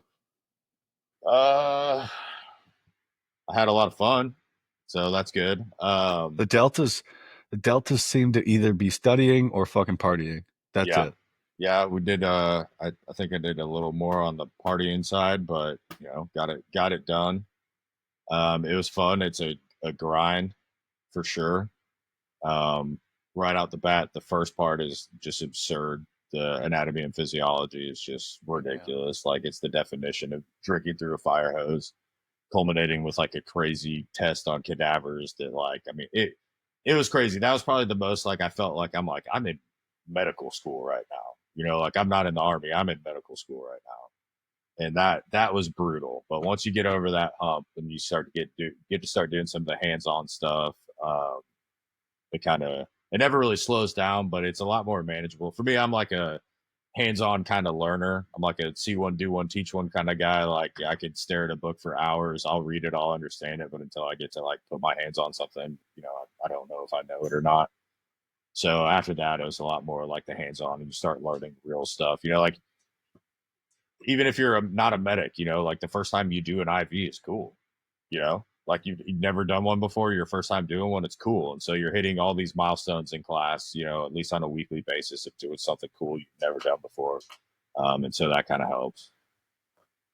Is this your choice to be a delta, or did they Yeah, it was assign for that to sure. you? No, I wanted to be Why'd a you pick Delta. that? Uh, Man, I honestly, I think about that sometimes, and I don't really know. Like, kind of like a lot of small reasons. Like, I just thought it was cool. Like, when I decided I was going to go be an X-ray, I started to do more research into the different MOSs and stuff like that. And I like medical stuff. I always have. I'm not like averse to blood or guts or anything like that. And I was like, this is a good a good useful skill outside of the military spectrum. Like it's still, if I'm an 18 Delta, I could be driving home and see a wreck on the side of the road and actually do something to help. And it crazy enough that actually happened in Fayetteville while I was still in the Q course. But it's like something that I'm like, I can do something with this. I do have to caveat that though. That guy got fucking destroyed though because he was practicing medicine without a license and he criked a woman, saved her life, and she sued him and Yeah. he lost everything. That's So just be crazy. careful. Be Yeah. careful. So the whole story for those listening at home, 18 Delta student in the pipeline, and I just got told this in Fayetteville because I told one of the stories that they didn't know that I was the subject and things like that. So and 18 Delta comes upon a woman, trachea destroyed, fucking Kreitzer textbook. I think he exposed her chest while looking for other injuries and stuff like that. Saves her life. She was 100% gonna die. She sued him, and as soon as the civil suit got posted, the state of North Carolina got involved and hit him with practicing medicine without a license, and the dude lost everything for saving this woman's life. So be careful All right, fine. who I'm not you doing take that care of. anymore. So yeah, that should help it. So, but the flip side of it, 18 Delta's coming out of the course now can do that. They have all the Yeah. certifications We got that they the are civilian able to do certs. that now. They're all paramedics now, right? Licensed paramedics with bachelor's degrees coming out of the course. Very cool. That's So awesome. Good for I them. could be Yeah. wrong. If I am wrong, hit me at lesserknownoperators.gmail.com and I'll give you a shout out on the show. I don't know if I could send you a sticker or something. So yeah, man. So you want to be? I want to be an 18 Delta. Do you know, like, at this point, what a Green Beret fully is, or what's at the end of the tunnel, though? Or are you just fixated on, I just want to graduate? Yeah. I mean, I think I really wanted to get to my team. I don't know that I like knew exactly what that was going to be. I went through the Q course at the time when they had the IODA. I don't know if you remember that or heard of that or what that was. Yeah. Why does that sound So familiar? IODA was like an instructional ODA. So like we were all paired together with an instructor that like say we were in language school, we'd all meet together as like an ODA and UPT, and then we'd all go to our different language schools and things like that. And so I had a really good instructor, like my Cadre leader for the IODA was really good. And he was actually like taught us a lot, talked about team time, like would actually sit there and answer questions and stuff like that. So I had a pretty good idea. I just knew that I like wanted to go to a team and I wanted to deploy. And it worked out. It worked out awesome for me. So you do your little wish list, and I picked Delta and I picked Russian for my language, and I got both of those and I picked 10th group because I was like, oh man, I love snowboarding and being in Germany would be cool. Like it'd be cool to live in Colorado. And I didn't get 10th group, I got third group. And in hindsight, it was the absolute best thing to ever happen to me for my like SF career. Like I love that group. I'm so glad I went to third group. I'm so glad I spent my time there. I literally graduated and I was with my team. They had already come back from PMT. I was with my team like stateside for less than a month. And then we went on Christmas block leave and came back and went straight to Afghanistan. So it couldn't have worked out any better for me Why did you want to graduate, go to a team, and deploy? because that was the job. I was like, I feel like I've been in 2 years of job interview, like let me go show them that I can do the job, you know? And it's like, for me at least, and I think a lot of Green Berets, like the team, the lore of the team is like what you're working towards. You want to sit in the team room, you want to have a seat in the team room, you want to get a lunch beer when everyone else has a lunch beer, you want to wear cool PTs and not do fucking gay PT in the like that. Like being on the team was always kind of like I want to get there, I want to see what that's all about, and then the icing on the cake, getting to deploy immediately to like actually go do the job, go test everything that you've learned and see if you could do it. Like that's the graduation is one thing, but I feel like the final test is like getting to do your job on a team. Yeah. that was the that was it for the global war on terror, right? Historically, that's not really book answer our job. You know, Hmm. we're by with Right. and through the local forces, and we're teaching them how to be successful Yeah. in their target language, in their country, and we're murderous teachers. Um, but you're right, yeah. During that time, a lot of focus on, and then after you got done with the course, changed for fucking better or for worse into what I came into a couple years later, which was terrible. Not for me. I went straight through, but for a lot of dudes that should have been Green Berets, they got fucking selection and then they PCS. And a couple days after they start the course, they're dropped because they had basically a whole nother fucking selection right at the beginning of the course. And they were just Yeah, I think cutting I remember dudes. hearing about that. Yeah, I think I remember hearing IUW, about that. man. Yeah, IUW, that's what it was. Yeah. And I'm just learning and they're seeing I don't know if they're seeing the negatives of it now, but I'll bet they wish they had the numbers that they had back then and they just put people through the blender. Fuck them, just shredded them. Like the deltas for you guys. Would you have been able to do the gates the week you graduated from the Delta course? I don't even remember what the gates were, but I know exactly what you're saying. No, it's a huge grind. And at that point in time, a lot of people, I feel super lucky. Like I actually enjoy working out. I really care about it. So, it's easier to stay in shape when you don't feel like it's a chore. But was I in the best shape of the Q course when I finished the Delta course? Absolutely not. You know? I lost my dad in the middle of the Q course. I had to go home 30 days con leave, take care of my family, do all that stuff, and then come back, recycle that phase, and straight back into the Delta course and right back into the grind and out the other end of it. So I, for one, definitely was not at my physical best when I finished the Delta course. And there's some freaks and studs. There's dudes that look like they somehow managed to put 10 pounds of muscle on and drop their runtime 2 minutes during the Delta course. But as far as the across the board, no one's coming out of their best physical shape they've been in. There's a top 1% in the Q course as well. Sometimes different people fluctuate in and out of that top 1% based on what the section of the course is. Like in the Charlie course, I was at the top. The rest of the course, I was not. Like I was just Yeah, floating around, doing my best to keep up. We get to the Charlie course, I was like, this is it. This is mine. I got this. yeah. And then whatever, everything else was like, okay, all right, we got to get this done. But so there's people you run into in the course. You're like, I can't compare. Like, what the fuck? This dude doesn't study. He don't PT.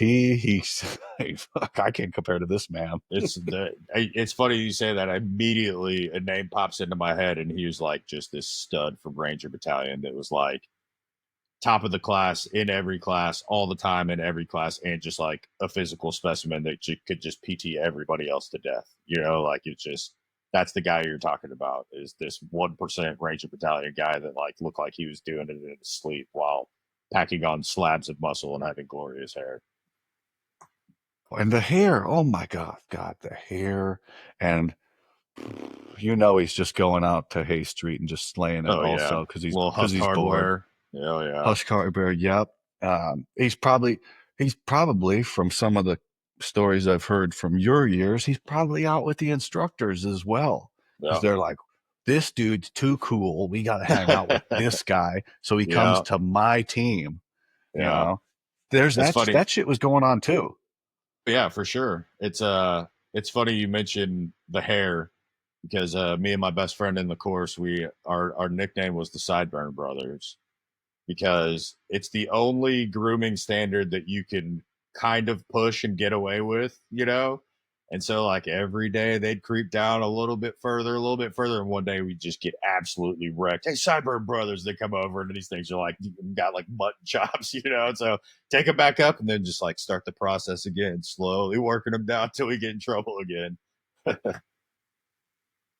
Guys would push it. They would push things. You'd have guys with hair down to here, just slicked Yep. back. I don't know. I guess I pushed it in other areas because I drank a lot through the Yeah. course. So but I was always showing up and things like that. So everybody has their way of getting through it and letting off steam and stress and all of that Yeah. shit. But It's funny I being in don't the. think. Oh, sorry, my Go bad. ahead. I was just gonna No, you're say it's good. funny being in the Delta course at the beginning because like that first half you have all the medics from like everything, so Yeah. SEAL medics, special boat medics, Navy IDC, 160th guys, Rangers, they're all there. And so as 18 Delta students, this is like the first interaction a lot of these dudes are having with SEALs, and you feel like there's just like this rivalry, like fuck them, whatever, we're better than them, they're better than us or whatever. Well, one morning, one of the SEALs came to PT formation and he had shaved his head into like the sickest mohawk, like not a haircut that kind of looks like a mohawk. It was just a straight up mohawk. And he just got absolutely crushed for it. Like as soon as you see him in formation, gets crushed. And me and my friend Kevin are like, the other Sideburn brother, we're like, that seems kind of like something we would do, like maybe these dudes aren't that bad. And so after that, he's still that SEAL Dan. He's one of my best friends in the entire world. Like he comes through my house all the time. Like we've kept in great touch. Awesome dude. But that was like the catalyst between like maybe we're not against each other. Maybe we're like all on the same team. And then it got crazy because the SEALs and the Green Berets were all partying together all the time instead of in their little cliques. So it got pretty wild. But it was a mohawk that spurred all of that. There's some differences between some of our things and things like that, but I not all Green Berets can be SEALs. That's fucking true. Yeah, facts. And you can flip it the other way. Not all SEALs can be Green Beret. I think that's more on the personality side, though, because there's different things there. Like people ask me, would you become a SEAL? I was like, fuck no. Like they're all divers. Like it's Yeah. all water. I didn't like the water when I got to group, and I'm afraid of it now. Like it ain't fucking happening. Uh, but yeah, there's no difference. It's all a helpful rivalry, unless, and this happens, you've had a SEAL team fuck you over or something downrange, and that shit happens. But people get fucked over by Green Beret teams. There's All the not time. all teams are great out No. there. If you got a bad team sergeant or three bad dudes on a team, you got a bad team. Yeah, for sure. For sure. So, yeah, that's one thing.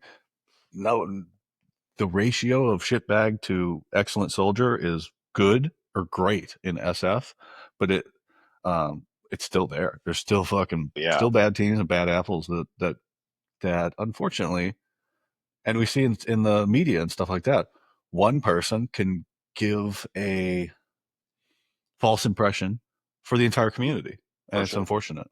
Yep. So, and it's even shittier in uniform because you have to pay for it, Yeah. because no hat, no salute will go away or something like that because one dude Yep. fucks up. Yep. And no hat, no salute's fucking awesome. I don't know if Yeah. you guys We don't like know this that. out there. We like that. No, yeah, it's funny. We had some shenanigans that wound up when I was in group where people were wearing ridiculous stuff to the gym in the morning because we didn't have to wear like regular army PTs, so people were just wearing like It's black. ridiculous stuff to the gym, and so they Yeah. come out and they're like, "All right, fine, you guys are all going to have matching PTs now."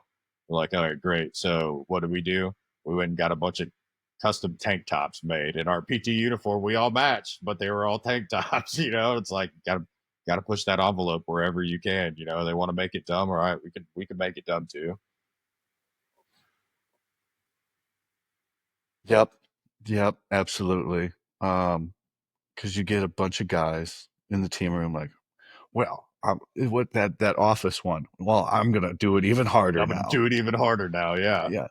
And everybody's feeding in on that. Well, we're just gonna make it stupid, and then you push it so stupid that um, I've heard now at first group, everybody's in uniform all the time, like in the team room also. I go, that sounds like it fucking sucks. Yeah, that sounds terrible.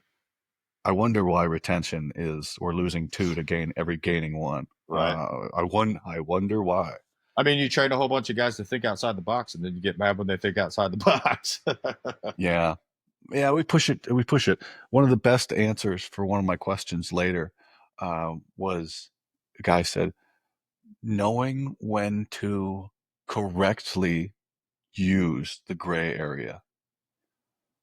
And there's a lot of meaning in that, but basically also alluding to in garrison, there's no need to use the gray area because and people use that as a cover for them failing to correctly plan or do their job. And so when you do that in garrison or when you're right next to the flagpole, they're gonna fucking hammer you when they find out that you're being shady. Downrange, that's one thing. That's different set of rules and things. Lives are at stake, but in garrison and things like that, man, mass punishments. It's still a thing in group. It's still a Yep. thing. Still. What's it like getting handed your beret, man? Because I mean, you're 3 years into the process now. Yeah. Um, it was awesome. I mean, it was it was awesome. I, it's like you said, it's 3 years. Um, of training to training to training to training, and at a while, after a certain while, you're just kind of like putting one foot in front of the other in hopes that like one day it'll end, and then like before you know it, you're in Sage, and you're like, oh my god, I think this is gonna happen. And that the ceremony was just super cool, to be surrounded by a bunch of other dudes that did the same thing, that came out the other end of it, knowing where you're all going or whatever. And it's like, to me, graduation wasn't the target, like to me, the next step was the target. So like graduation was awesome and it was cool to be a part of, and it was awesome, but like I just really wanted to get to a team. Yeah, yeah, I know what you mean.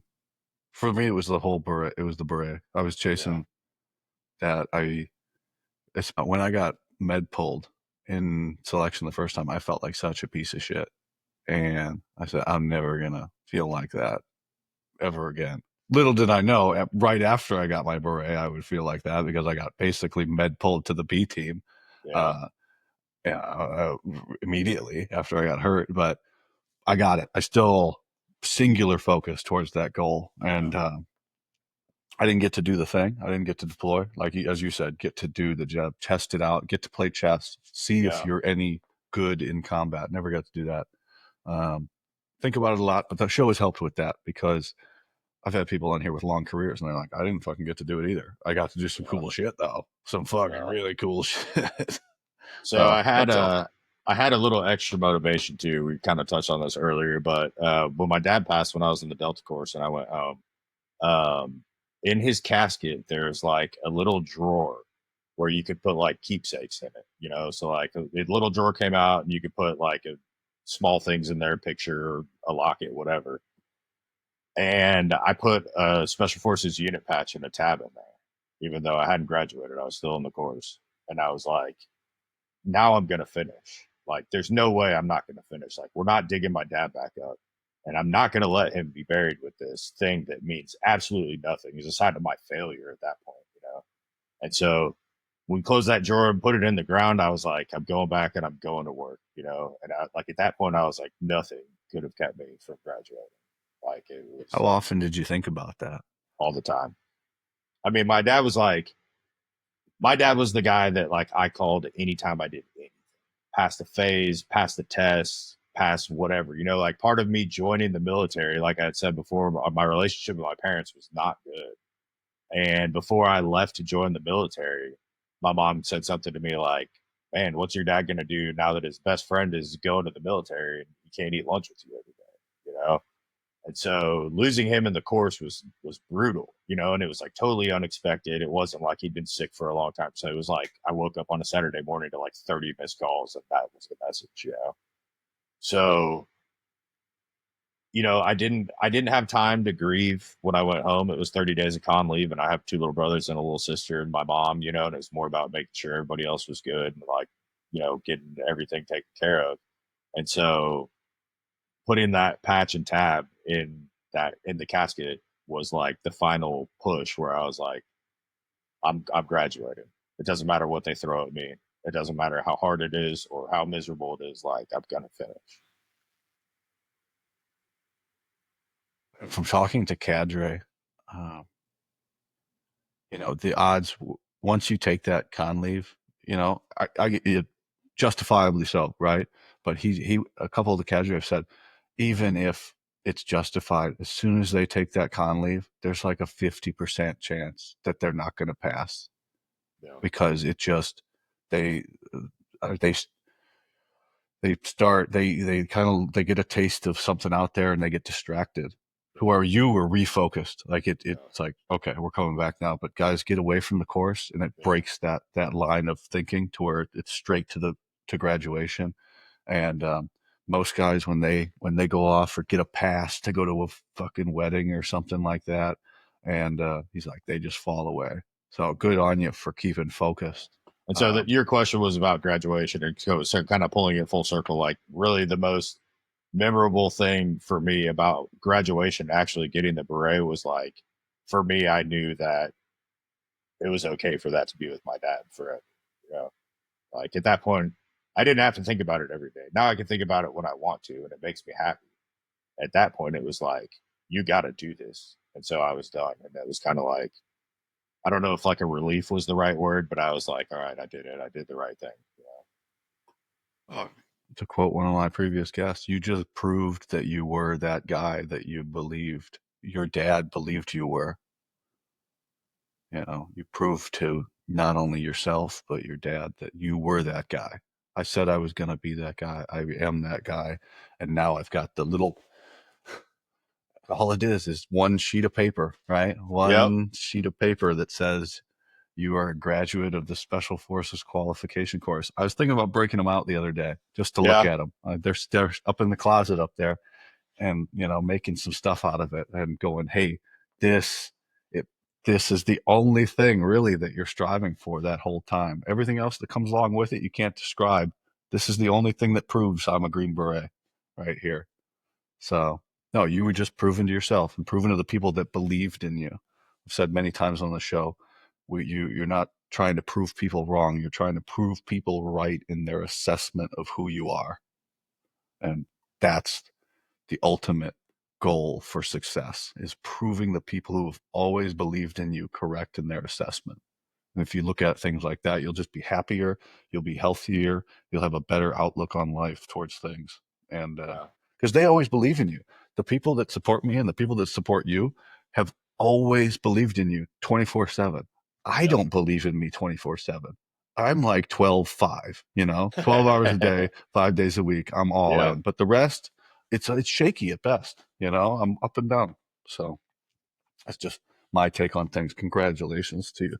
But everybody, I try to be fucking proud of the shit, respectful and proud of the things that you did, and just don't be a douchebag. And obviously you're not. So Yeah. fuck yeah, man. Now, very easy PCS for you. You just walk Yeah. across the fucking Yeah. street. Walk across the Did you street. get Yeah. did you get pulled into the details after graduation like I did? No, I went on leave for like 20 or 30 days, I think. And then, like I said, I checked into group, got to my team, and we were in garrison together for like a month ish. And then we went on Christmas block leave and got back and went straight to Afghanistan. That's So I didn't have any 2009 or time 10. for detail. And I was coming out of the course as a Delta, and Deltas being, harder to produce, harder to find, or whatever. There was like a real need for the companies that were deployed to have Deltas. So, I mean, I think that's why I went straight there and straight out the door. Yeah, there was that Delta thing has, I think, continued even now. It started in the mid 2000s. Like we can't get enough of them. But so you kind of knew your path when you get to your team. What's it like? Because you've been now focused 3 years. So we've got the beret one thing, but you're looking forward to that deployment. What do you? What's your feeling finally touching down in country? And now how like now you gotta fucking perform. Yeah, yeah, for sure. So when I showed up to group, I'm super lucky. I had one of, if not like the best company sergeant majors that you could possibly have. Um, a lot of people know. I'll name drop him. Uh, Bobby Bogger, uh, just phenomenal SF dude, phenomenal leader. And when I got to the company, I was a new guy, and people that know Bobby, he's a hard ass. He could be an intimidating guy, especially to a new guy. And he brought me in the office and was like, "Hey, you're going to 1-4, you're going to the Halo team, but you're only going there because they need two medics for this mission. That's a team for senior guys. When you get back from Afghanistan, you're not going to be on that team anymore. You're going to Ranger school. Like, basically, like, enjoy your time while you're there. You're not there because any reason other than they need another medic. And I was like, fair enough, whatever. I didn't care what team I was going to. I just wanted to go to a team. Walked me down to the team room, and it was the same, like, no place for you to sit, grab a broom, sit down, shut up, open your eyes and ears, and close your mouth. Um, and went through a few weeks, and we did the pack up and go to Afghanistan, and we're uh, we're at Bagram getting like all our stuff ready to go, packing up, loading trucks and stuff like that. And we had MATVs. And my team sergeant was like, "Hey, have you ever driven an MATV?" And I'm like, "Nope." And he's like, "Okay, well, you're learning today on us, like, driving from Bagram out to the middle of nowhere." And he's like, "You're driving a truck." And I'm like, "I guess this is what SF is like, like, I have no idea what I'm doing. Here's this giant vehicle with all this stuff on it." They're like, "You're learning to drive on the first time we leave the wire. You're learning to drive." I'm like, "All right, cool, let's do it." And I learned how to drive an MATV that day. And it's just kind of like how it was. There was no like, "Hey, you should know this, but if you don't, we'll hold your hand and help you learn it." It's like, "Can you do this?" "I don't know. I've never tried." "Well, you're learning today." And it was just a bunch of that, which I mean, it was great. It was, you hear people say you learn like 10% of what you need to know when you're in the Q course, and everything else you learn when you get on a team or whatever. And it's like, I just got done learning stuff for 3 years, and I'm like, the next 10 months I learned as much as I ever did in the course. Lots expected of you Yeah. when you get to a team. Like, you can say that all these characteristics or the course or whatever, all that's bullshit. I don't know. They're picking out these people for a reason, to be able to. Okay, hey, can you drive this? No. Well, figure it out. Um, I need you to go to this school. I don't even know what that school is. Well, you're going to find out when you get there, and you better Yeah. graduate. Otherwise, you're going to the arms room to be the armor, Yeah. uh, or whatever. Where do you? I don't know where you guys go if you get fired. Would you go to battalion med, or do you go Yeah. somewhere worse? I'm Yeah. not Go sure. work the med shed. Med shed. That's it. Yeah. So a lot is expected of you. You're expected to be that guy when they need you to be, and also, yeah, say yes. Right? Yeah, I can do that. I can figure it out. I'm gonna, I'm gonna make it work. How did that deployment go for you? Man, it was awesome. Like, awesome. I genuinely I feel super lucky. We we got like the mission, quote unquote, everybody wanted. We had the commando mission. And so we were partnered with the Afghan commandos, co-located and doing like partner force led ops, basically, where we were kind of like helping train them, help plan the mission, and then like walk behind them while they do it, essentially. And it's like, that's how it sounds in planning, but obviously it's a lot different when you get on the ground or whatever. But it was really cool from a standpoint of like, we were constantly doing stuff. We were either planning for a mission or we were out on an operation. It wasn't like a lot of sitting around waiting to get attacked or get shot at or whatever. It was like we were we were planning missions and running missions the entire time. And when we weren't doing that, we had a gym and 24-hour chow. So we were either getting jacked and tan, or we were out running ops. And so it was an awesome first deployment, especially with it being like 2012, things kind of like starting to slow down and not as much, going on. It was really cool to have those kind of ops to go flying around in Chinooks and going hitting villages and stuff. Super cool. As I've said before, I wouldn't know. I have to live vicariously through my guests. So, but what was your feeling of, like, what was your level of satisfaction getting to go on that trip and finally getting to do the job? And then as it as you're getting ready to rotate out, what are you thinking coming back to be a garrison Green Beret now? Honestly, by the time we were getting ready to rotate back, like while I was out there, it was awesome. Um, you you just learn so much from the other dudes that are there doing it. You know, like my senior Charlie, it was like his 11th combat deployment or something like that. You know, so I'm like pretty sure if I hang with this dude and do whatever he's doing, that's probably what I'm supposed to be doing. You know, and at one point, you know, he's like, dude, it's awesome. I'm just being it. I'm able to, you know that if I need you to be at a certain place, that's where you're going to be. You know, like I can always count on you to be doing what you know you need to do. And I look at him, I'm like, Bill, I don't know anything. I'm just doing what you're doing. You know, like you've done this so many times. And he's like, well, you know, you're doing a good job. I'm like, I don't know. You know, at that point, what do I really know? You know, and so having being a very very junior guy on a very very senior team packed full of dudes that have done this many times really helped on that first deployment, really like helping me figure out what I needed to be doing. And then also part of being on a team is if you fuck up, they're going to tell you, you know. So it's like I'm either doing what I need to be doing or someone's going to tell me, you know, and just kind of stay in between those left and right limits and do, you know your job. So if you can do your job to the genuinely to the best of your abilities, you may miss some things or whatever, but like you're doing the job. You know, someone will be there to correct you.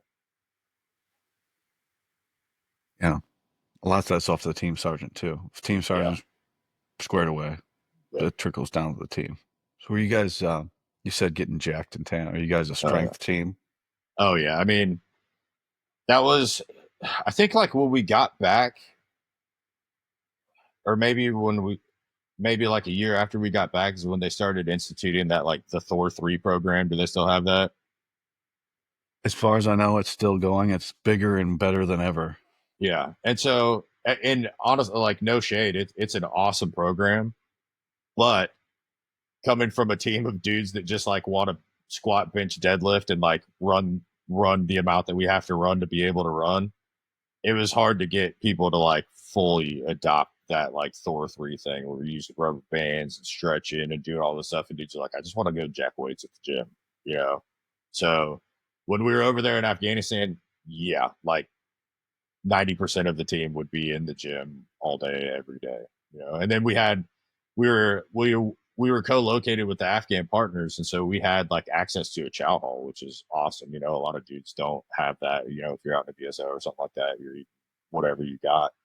So like you could go to the gym at like 2 o'clock in the morning for a couple of hours and then get out and eat like an 8 egg omelet at 4 o'clock in the morning, you know? So it's like whatever the schedule was or where we were at, you could always make time and have good nutrition afterwards. So yeah, we came back a bunch of monsters that couldn't run, but you know, we did helicopter infills every time, so we didn't really have to run that much.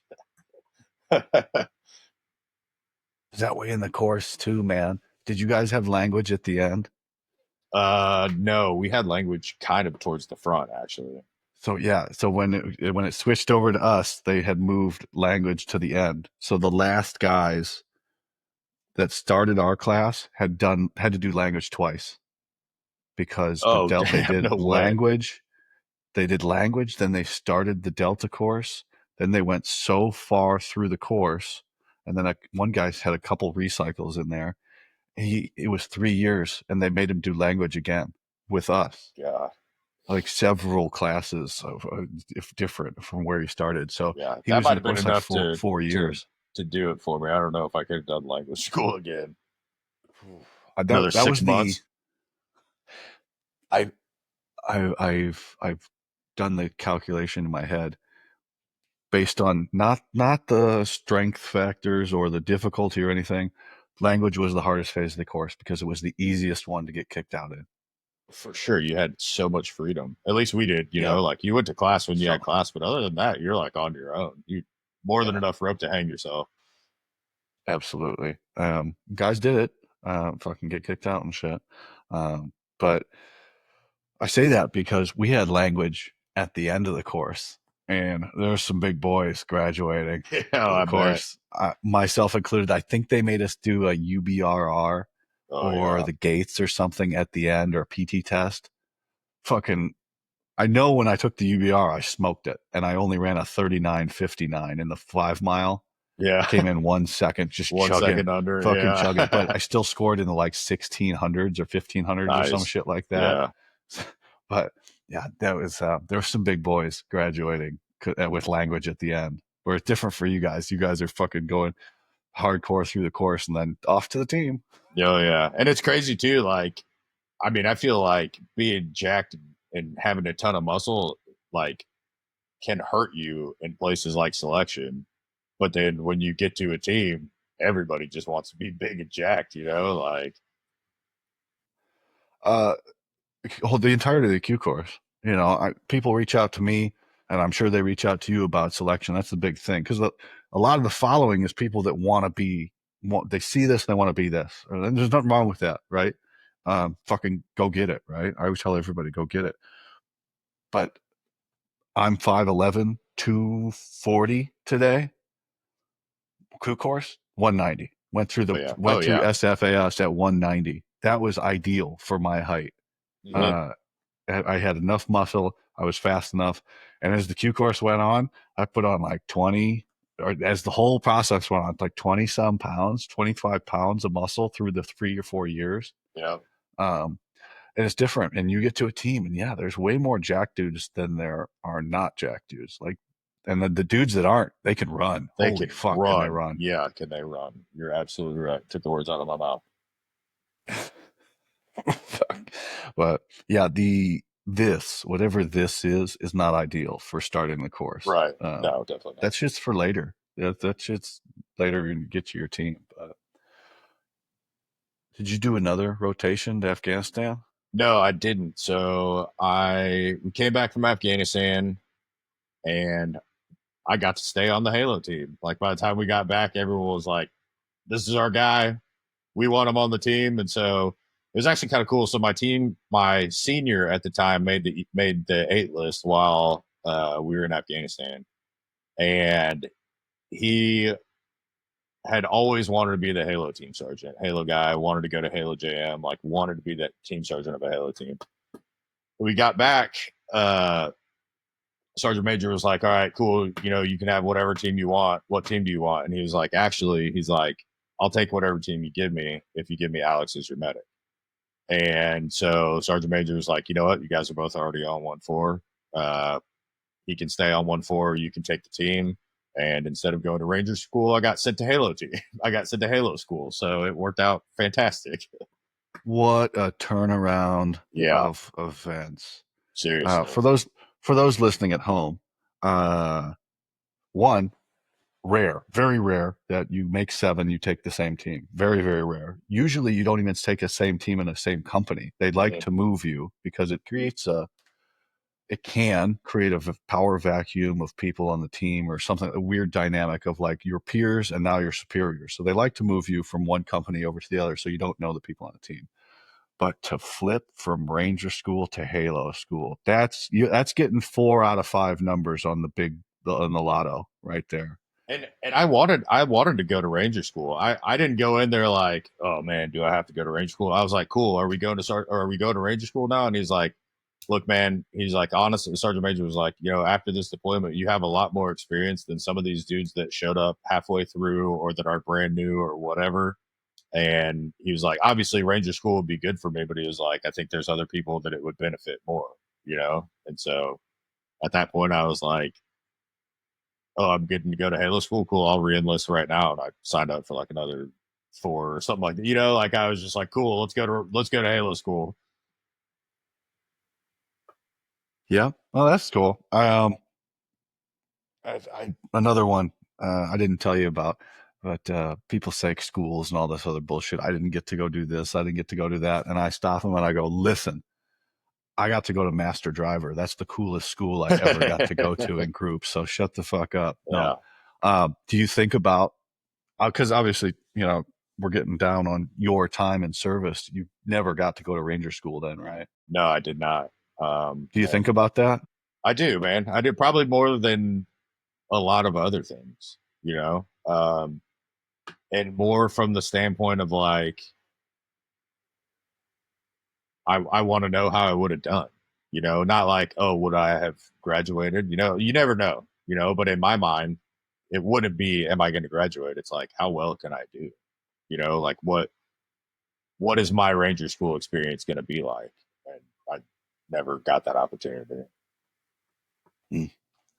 Yeah, I'm sure you would have done just fine. Or, like some of the guys from first group, you would have got dropped on sit-ups. So you Yep. never know. You never know. And that's the thing. And to me, that's what it is. It's to never know, like more than the school itself or the experience. It's like, I'd never know. I've gotten to do so many things to test myself and give myself the opportunity to prove myself to myself. And that's just one of those opportunities that like I didn't get. So they'll always kind of be that like, man, what would that have been like? How would I have handled that? I've found what makes it quieter is the way I got injured pushed me health and fitness. Combat over. Being on a team over. Jumping on planes over. Even really shooting. I don't really enjoy it that as much as I used to. Uh, but finding a hobby or what you're into and becoming so good at it that you like, okay, yeah, I didn't get to do those things, but I get to do this and I get to be really fucking good at it. And because I get to go to the gym and I get to be really fucking good at the gym.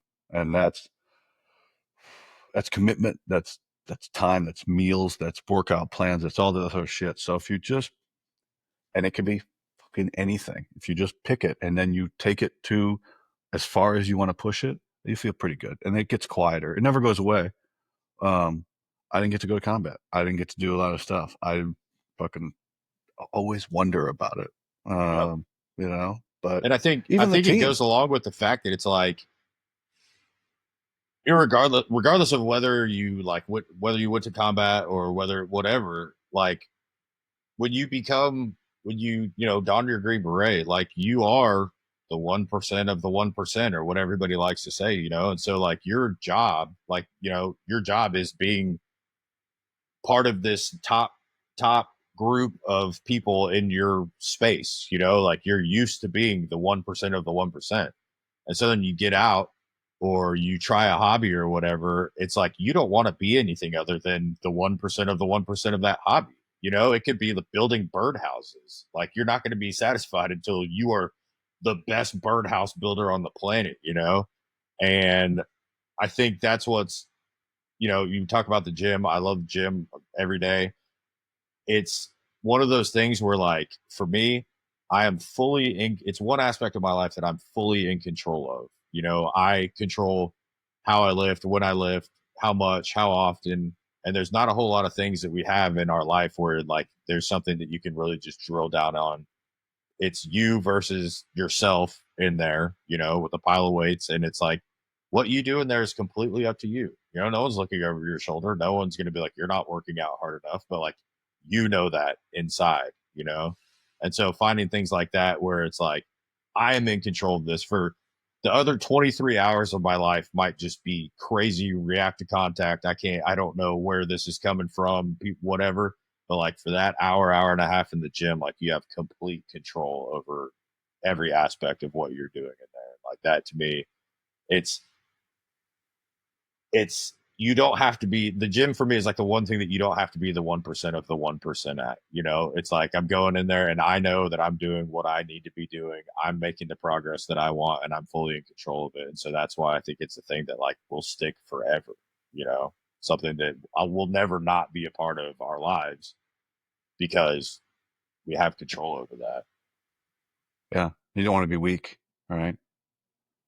Which once you get a taste of that, you're like, I can't.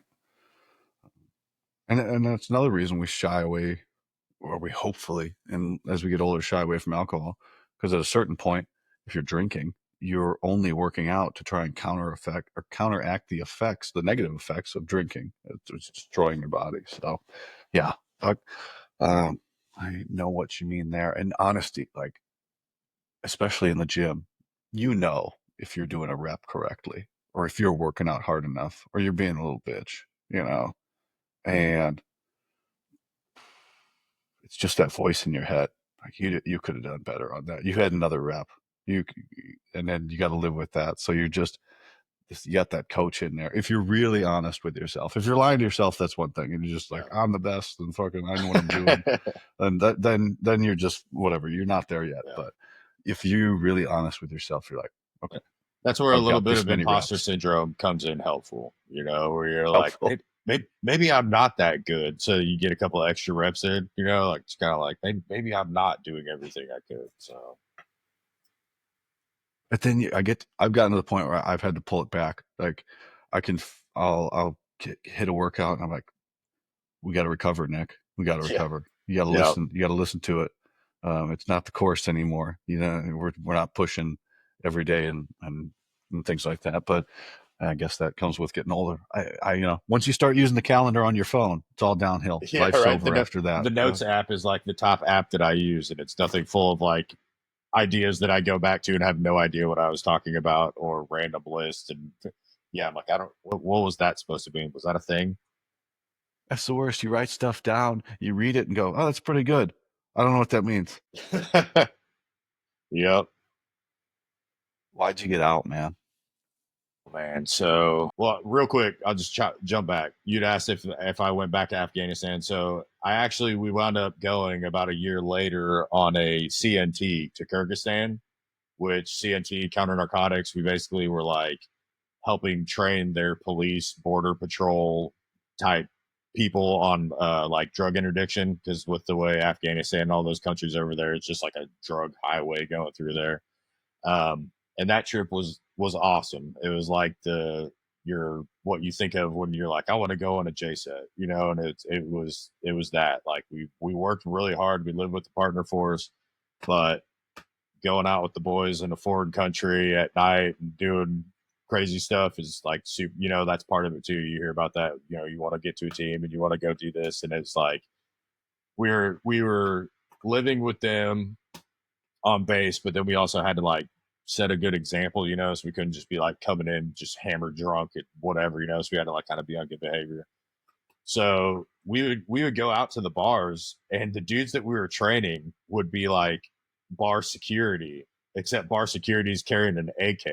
So we like you walk up to this bar and there's a dude standing out front with an AK, and you're like, oh, it's our dude from class or whatever, and he just lets the whole team in or whatever. And it's funny seeing that dynamic. And then you'd go to these places and it would be like the coolest, like awesome club you've ever seen. And you walk in and like the best table in the house and a bottle of vodka and all the Red Bull you could drink was like $60. So like here in the States, it's $5,000 in Vegas. You walk in with like $200, you are the king of that place. Bottle service, whatever. And so it was fun. It was like a good balance of work hard during the day, a lot of training. Kyrgyzstan in parts is like super mountainous, and so they wanted to learn like rappelling and climbing and stuff like that. And so the mountain team like trained us up and got us all like mountain level 2 certified or something like that.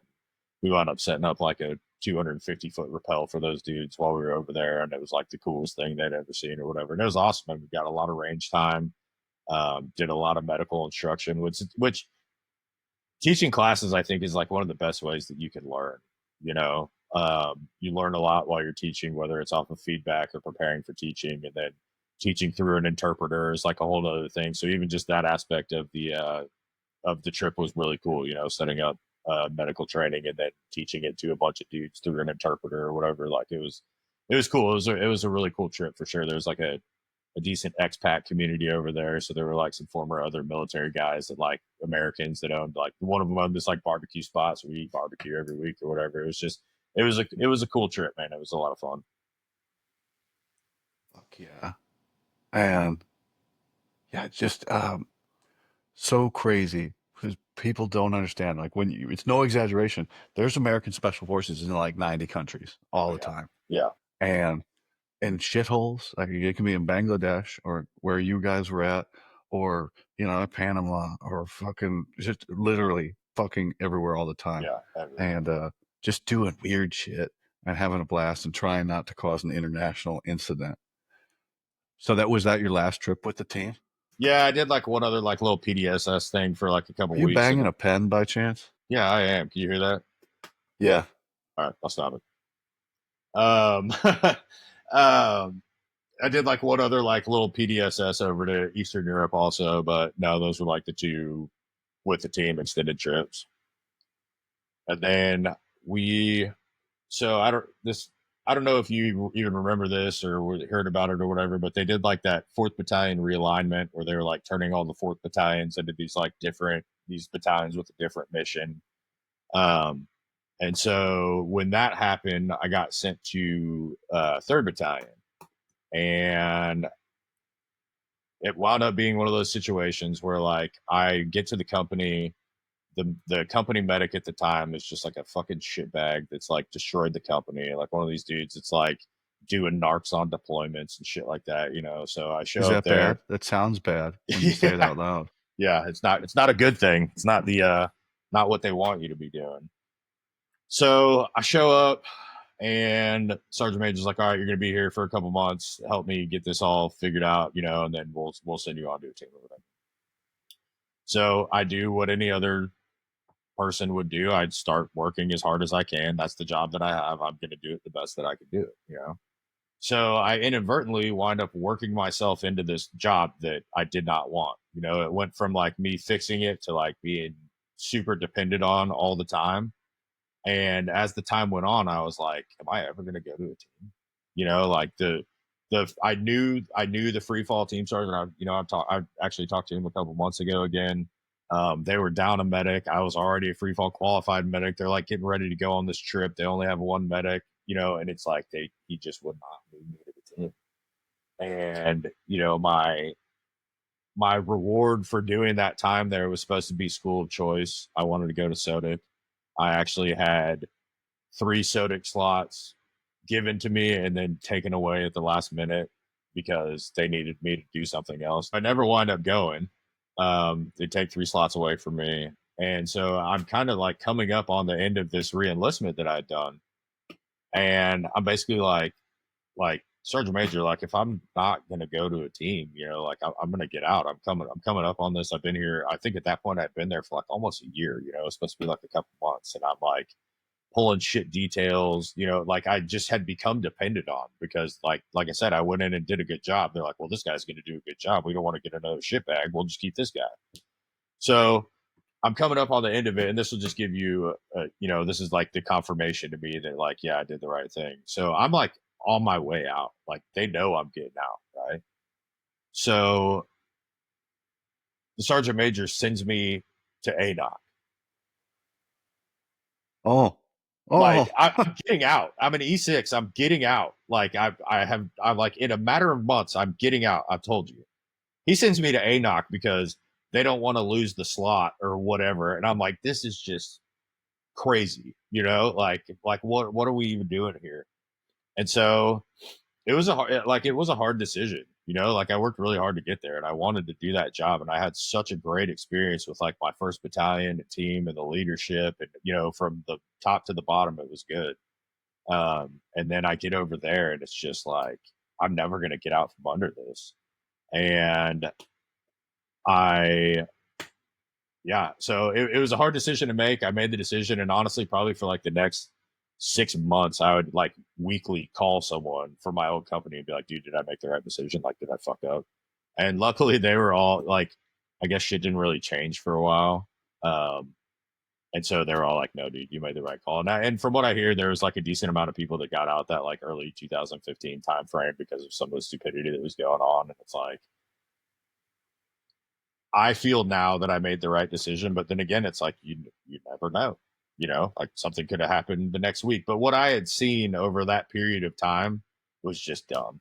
You know, people getting hemmed up for dumb stuff that doesn't matter, like in the hallway outside the team room, uniform violations and stuff. And it's just like, is this like what's really important here? You know, and then over and over and over, I had it reinforced to me that like this was for the foreseeable future of my life. And you know how it is. Like eventually, I'm going to come up on a SWIC tour. You know, am I going to do this until I go to SWIC? And then what is that? Now I've been here for 4 years, like not doing my job. 3 years not doing my job. So that's what led me to get out in 2015. mm. Yeah. there's a date in every group where everybody says things changed. I walked out in 18, and I've had several people tell me that as I walked out, a bunch of stupid shit walked in the door, and we like high fived. Yeah. Um, some policies and some briefings and some things we're not going to talk about on the show, but everybody's like, things got real fucking stupid after you left. And I go, Yeah. well, I would have liked to have stayed and to experience that with you guys, but that sucks. Sorry to hear that. So, but I feel that's continued on till probably right about now. And group is hurting Yeah. for people, for talent, for will to live almost, is what I've kind of heard. The retention numbers are bad, from messaging with Nate. He's telling me stuff. I'm like, oh my God, really?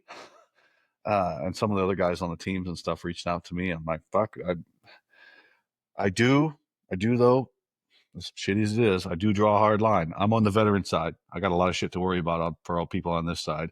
Yeah. That's y'all's fucking problem. When you get over to me, we can all hug and be Yeah. We like, got you. fuck, I'm glad we got you. But that's y'all's problem. Y'all got to figure it out for now. And Yeah. I mean, it's funny, but like you look at, just call it 20 years ago, you look at like the stuff that was getting dudes to join. It's like badass videos of dudes like jumping out of planes and shooting, and there's like Megadeth in the background and stuff. And then like the advertisements for the army in the last like 10 years, it's like a cartoon of a girl with two moms talking about how she's gonna go join the, and you're just like, what does any of this have to do with lethality? Like if you want to talk about it at the bottom line, like we are a military fighting force. You should want like the most lethal motherfuckers that want to serve and do that stuff, and all the rest of it is just noise. And so it's like, who are you really trying to appeal to at this point? If you want the dudes that want to be on these teams, embrace the team life, even if some of it is kind of rough and some of it doesn't fall exactly in line with regular, like that's why those dudes are there. You don't want choir boys. You don't want criminals, but you don't want choir boys. You want people that are comfortable operating in the gray, people that like can make decisions that maybe another person won't make. And if that person is a little bit rough around the edges, and you take away all the appeal for the roughness around the edges, well, that dude might as well just go be in a different unit. There's nothing to appeal to him at this point. yeah, yeah, there's a benefit to having people that want to do bad things to bad people, uh, and want to be there. Is that good? I don't fucking know. It is when they call, when the phone rings and says, "Hey, we needed to go, do that shit." And then there's levels above that. Like, what do they say? We're only the white side ODA. Yeah. There's a whole nother fucking color spectrum. Uh, Once past Oh, ODAs yeah. and all kinds of shit. And I do want to clarify, there's some fucking badass chicks in Saber squadrons and shit like that too. 100%. Doesn't mean they're not any less badass. They can just do the job to the standard. Yeah, Which is fucking fine. for sure. Absolutely There fine. there are females and units far above where I ever scratched the surface, and they So much more are badass than we'll ever badass. be. Yeah, 100%. It's crazy. Yeah. So, and people in the comments have no concept of that. They'll just jump right to their predetermined biases or the word ran away as soon as I said it, but they'll just jump to, oh, that's not this. You don't know. It's like, you don't know, bro. Fuck, Yeah. I don't know. I don't know, and I have an inkling of that it exists, At and I least don't I know. know that I don't know, like, and that's the thing, is it's a whole other conversation. People get mad about like, oh, you don't want women in combat, or what do you think about women in combat? I'm like, I think there should be one standard, regardless of age. Make it MOS dependent if you want to or whatever. But like, if you can meet that standard, then you're good, and not just the PT test standard. If you can do everything in training that everyone else can do in training, by all means, you deserve to be there. But even a different standard between men and women, or a 22-year-old and a 42-year-old in the same job, it's like that job doesn't care how old you are. That job doesn't care what you have between your legs. Like, if there's a standard for the job, there's one standard for that job, and it doesn't care about your anatomy or how old you are. Like, And the ones that can do it would agree. They all agree. I agree. Like, just meet the standard. And another thing, like, with the standard, right? These cadre, for anybody listening that wants to get into this, these cadre and this whole process, the pipeline, and all of these cool things, they're not out to make you fail. They're to assess your ability to meet the standard. And if you do, welcome to the team. Like, you might get treated like shit when you first get there, or you get to your unit or whatever, but that'll end. you know, You'll be welcomed in eventually. it's You funny, during the Q course, I don't know if you heard it. We heard it a bunch of times, but the instructors would be like, "Why in the world would I want to put you through this course? You're going to go to a team and get my friend killed. Get me or my friend killed." And you're like, "Yeah, whatever, you ancient dinosaur. Like, I'm not going to be on a team with you." And then I show up to my first team. The senior Charlie was the head cadre from selection. Like, the dude that, to that point, I hated more than anyone in my young military career. Like that, he was the director of the misery at selection. And I walk into the team room and he's sitting at a chair at a desk. And I'm like, holy shit. And then the funny thing is we became best friends on the team.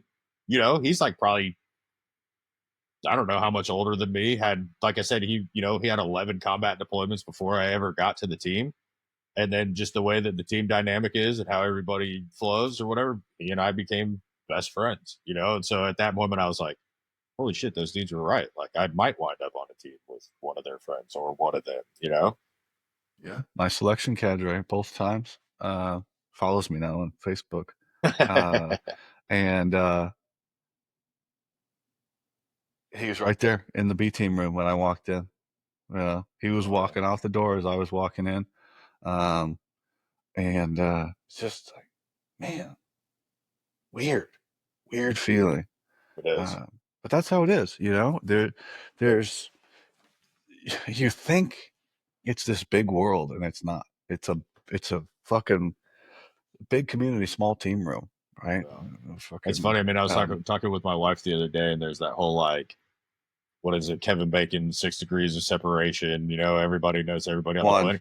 In SF, it's one. Like, if I don't know one. you, I guarantee you I know somebody that knows you. And so it's a double-edged sword. Like, if you have a good name, it's awesome because people want to make a call and validate you. Oh yeah, here's 10 dudes that are like, yeah, this dude's awesome. He's an asset for I sure. don't I don't vet people. I let Instagram do it for me. Yep. I don't vet people at all. If you claim in your Instagram bio that you're a Green Beret, I'll take your word for it because the internet will shred you long before Oh I yeah, can. easy. So I don't vet people, and if they come on here, then somebody will message me and tell me they're a piece of shit. You've done that. We're not going to get into that. But hey, one thing, I just had a new idea for guys that got out before the end of their time. New question. So we're going to test it out on you. Yeah. How old? So you got out as a 6, right? All right. If you stayed in, how far would you have gone? What level of success? Not no, let's not call it success. What rank and position would you have achieved? Um, if everything went according to plan or whatever, I think I would have liked to have taken a team eventually. Um, so I genuinely don't think I would have wanted to be a sergeant major. I think I would have been happy being an AE8, taking a time and finishing there. Um, I feel like, and it's not every guy. There are some great sergeant majors. I'm friends with some great sergeant majors, but I feel like above team sergeant is where, like, it starts to get really political. Like, I mean, like, the officers are political long before that level. But I think when you make that jump from team sergeant to command sergeant or to sergeant major, command sergeant major, you take a company or battalion or something like that. Like, you're kind of I think forced to it's play the game. I think it's once you leave the company. Once you leave Yeah. the company, because I've talked to a few sergeant majors that are like been told you're not getting CSM. Like, Yeah. Oh yeah, for You're sure. done. You're done. And that's You're a 9. You're not going to make and that's CSM. why I was saying I was so lucky with my first company because I had like what I felt like was like one of the last old guard SF dudes like to fucking fight and get drunk and be with the boys, you know. And then like for every one of those, even when I was there was 5 dudes that were like, I'm gonna bust my own dudes for uniform violations, you know. And so that's why I say like I felt really lucky about where I went and the first command that I fell under because I saw so many other dudes just playing dumb fuck games like all the time, you know. Yeah. Anyway, that's people change. People change. I I thought that question kind of formulated itself while we were talking, and I think been working out because I've thought myself because I come regular army over and I am very confident I stayed in the regular army, very high ranking CSM if I stayed there. 100%. I have no doubt in my mind. Don't think I would have been any portion of happy doing that. Um, in group, 8, maybe 8 for sure. Took a team, and I don't know after that because you don't know because you really don't know. And the more I've talked with people, you know, they're picking CSMs when you're in E7. Like they're looking at dudes like, oh, this guy's up and coming, because nepotism is a real thing. Yeah. Um, and if somebody thinks I'm wrong, you can fucking message the page or comment. Hey, get in the comments. Drive up the engagement. Make sure you get in the comments. I'd appreciate that. But yeah, there's way more going on with who makes what rank and things like that than we're ever privy to. And maybe it's just if somebody does or doesn't like you, or does or doesn't Yeah. like your team sergeant And I or mean, something like honestly, you that. could at least when I was in, like, you could pretty much tell, you know, you can know which guys are gonna top out at a certain level. And a lot of times they top out at a certain level because they're exactly what the guys on the team want, but they're not what the guys higher up want. So they're not going to put them in that position where now they have to butt heads with this dude. You know, that's why there's like so many great team sergeants that I feel like never had a chance at being a sergeant major. They've been the best team sergeants ever, but they're like, if we put this dude in charge of the company, like now we got to control this guy. Whereas part of the reason why he was so good on the team is because he didn't care about being controlled. He'd go to bat for his men. He'd go to bat for exactly what he knew was right every time. With the only real people he had to answer to was the company leadership. Well, listen, folks, this is not the correct math. But if you just look at the company, you only have a 1 in 6 chance of making 9 because there's 6 eights. Sometimes a seventh 8 on the B team, but usually sometimes it's an either 7 or an 8, depending on the amount of eights. So either 1 in 6 or 1 in 7 of making 9 from 8. And then there's only 7, and there's a lot of E7s that go to 8. So it's this big bottleneck. So if you look at it that way, of quick math, Charlie, quick math, there's your odds. Yeah. So, and then all the 8s and 9 slots are eaten up by JSOC, and those numbers are fucking crazy. Different discussion. Anywho, what's it like going forward, man? Did you have that fucking dip in happiness when you get out? Yeah, for sure. And then I think I also just kind of compounded it by quitting drinking and smoking right when I got out too. I think I just kind of like it was just a huge screech to a halt of what I had been doing. And I don't think I did myself any favors there. But um, kind of when I got out, I was like, okay, I don't really know what I'm gonna do or what my path is now, but I just know that I don't ever want to have another boss. I was just like, I just after coming out of that leadership or whatever, I was like, I can't just have another dude that I don't agree with at all telling me what to do every day. Like that just doesn't work for me. And so I bounced around a little bit, done some different things, whatever, you know. I'm happy to say that right now I'm kind of doing what I want to do.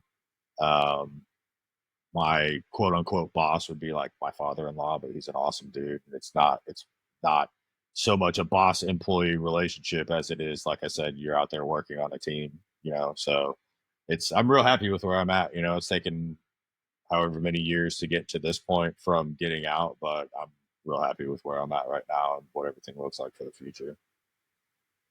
Yeah, there's a lot to be said for that. Uh, um, I go back to the gym when you're happy It's so strange of a feeling when you're like, haven't felt like, or you haven't felt like that in a long time, right? And you go, Hmm. I wish everybody could feel like this.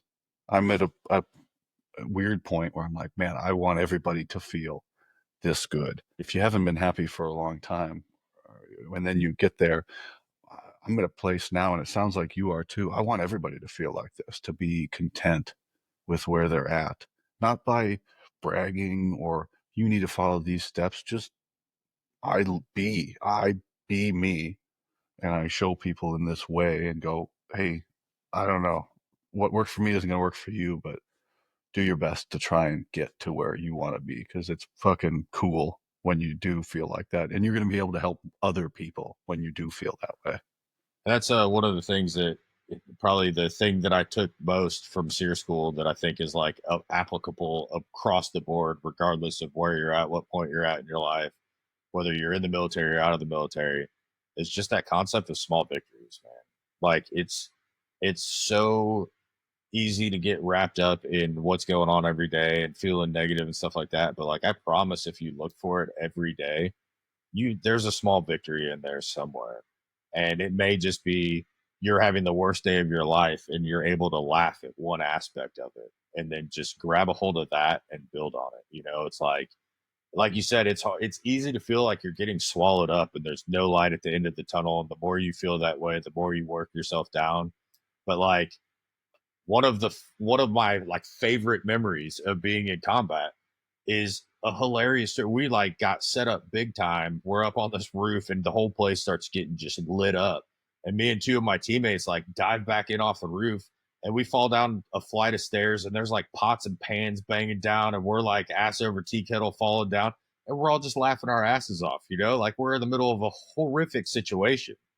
But if you can take that one glimmer of positive out of it and laugh at it and reset for a second, like that's all you need to get you through to that next small victory where there's something else you can laugh at or a positive note or whatever. And I think I try to talk to everyone about it, whether they're a, a veteran or military or not, because anyone can do that. Take a step back and find the one thing that was a little bit less shitty that day, and that could be your small victory, and you can build on it so you don't feel overwhelmed constantly. Yeah. And don't ruminate on it and let it eat you alive. Like, yeah, like we dwell on these things and get in this hundreds of good things could happen to you in a day, but one person says something to you or makes a comment and you let it eat you alive and ruin the good day that you had. Easy to say, very easy today, today For sitting in sure. my basement.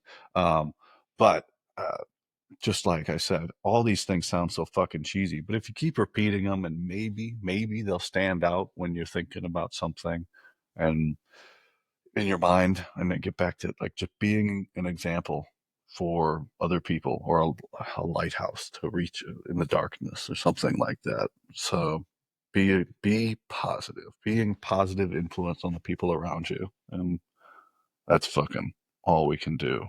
So are you going to take over the ranch one day or what?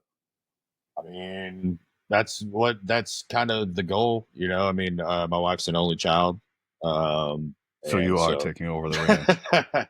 let's just say we'll be out. I'll be out here for a while for sure. But and it's the same. It's like now that we're out here and there's all these opportunities. I'm like, so I'm kind of like I wouldn't even say like a health nerd, but like I really like quality food, like just like good quality food. Like I drink raw milk that I get from a dairy down the road, make our own butter, make fucking our own yogurt and stuff. My wife has gotten to the point now to where like she got a grain mill and we like buy these like non-GMO ancient grains that have never been touched and mill them right before you bake and everything tastes better and all this stuff. And so like now I'm out here and I'm like, man, it's really hard to find good quality pork. So now I'm like, I'm going to start a pork company. I'm going to start running pasture pigs. And, so it's all these things where it's like, you can be content. I'm content, but I'm not done. I got 20 different things that I want to do now. And I think the next one is going to be pasture raised pork because I'm out here and I can't find it anywhere. So what better way to do it than do it myself? Absolutely. And it sounds like you have the space. Yeah, Um, we could fit a few pigs out here. you don't need as much for the pigs. Um, filthy conditions, but still a way to manageably do that. What's the what's the best part about living on a ranch or with the animals and that? Like what is the like of all the whole day? Because it's got to be a rewarding day. But what's the one where you're that's the best part of it? I mean, for me, honestly, it's probably the fact that like I don't get tired of it. It's kind of like that thing where it's like every day is different. Even if you're doing the same thing, the quote unquote the same thing every day, something's gonna happen. Something's gonna break. Some cows are gonna get out. You're gonna have to go run over and do something else. And so I think that really breaks up the monotony. And then another thing similar to that is the fact that like it's so gorgeous out here and I'm outside every day, and it's like I've been doing this for a while now and I still like want to take pictures of the cows. I still like see a good view and I want to take a picture of it. Like it's like I cannot imagine being confined to a cubicle in an office building under fluorescent light all day when it's like my office gets to be like the most beautiful parts of nature. Like it makes it a lot easier to get up and go to work. I'll say that much. Time you getting up in the morning? I don't get up super early. I get up at 6 just because I like to go to the gym beforehand. Not too bad. So you don't, yeah.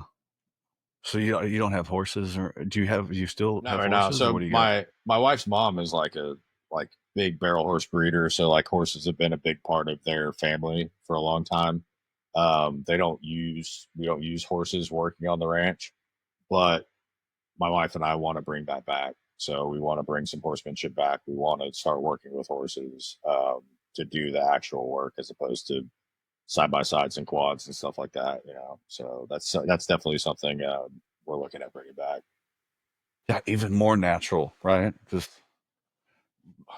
rustling up one animal, riding another bigger animal, so Yeah. you're Then now I taller. got to learn how to rope. Like it's never done. We can bring the horses back, but if I can't rope, what's the point? So I got to learn how to rope.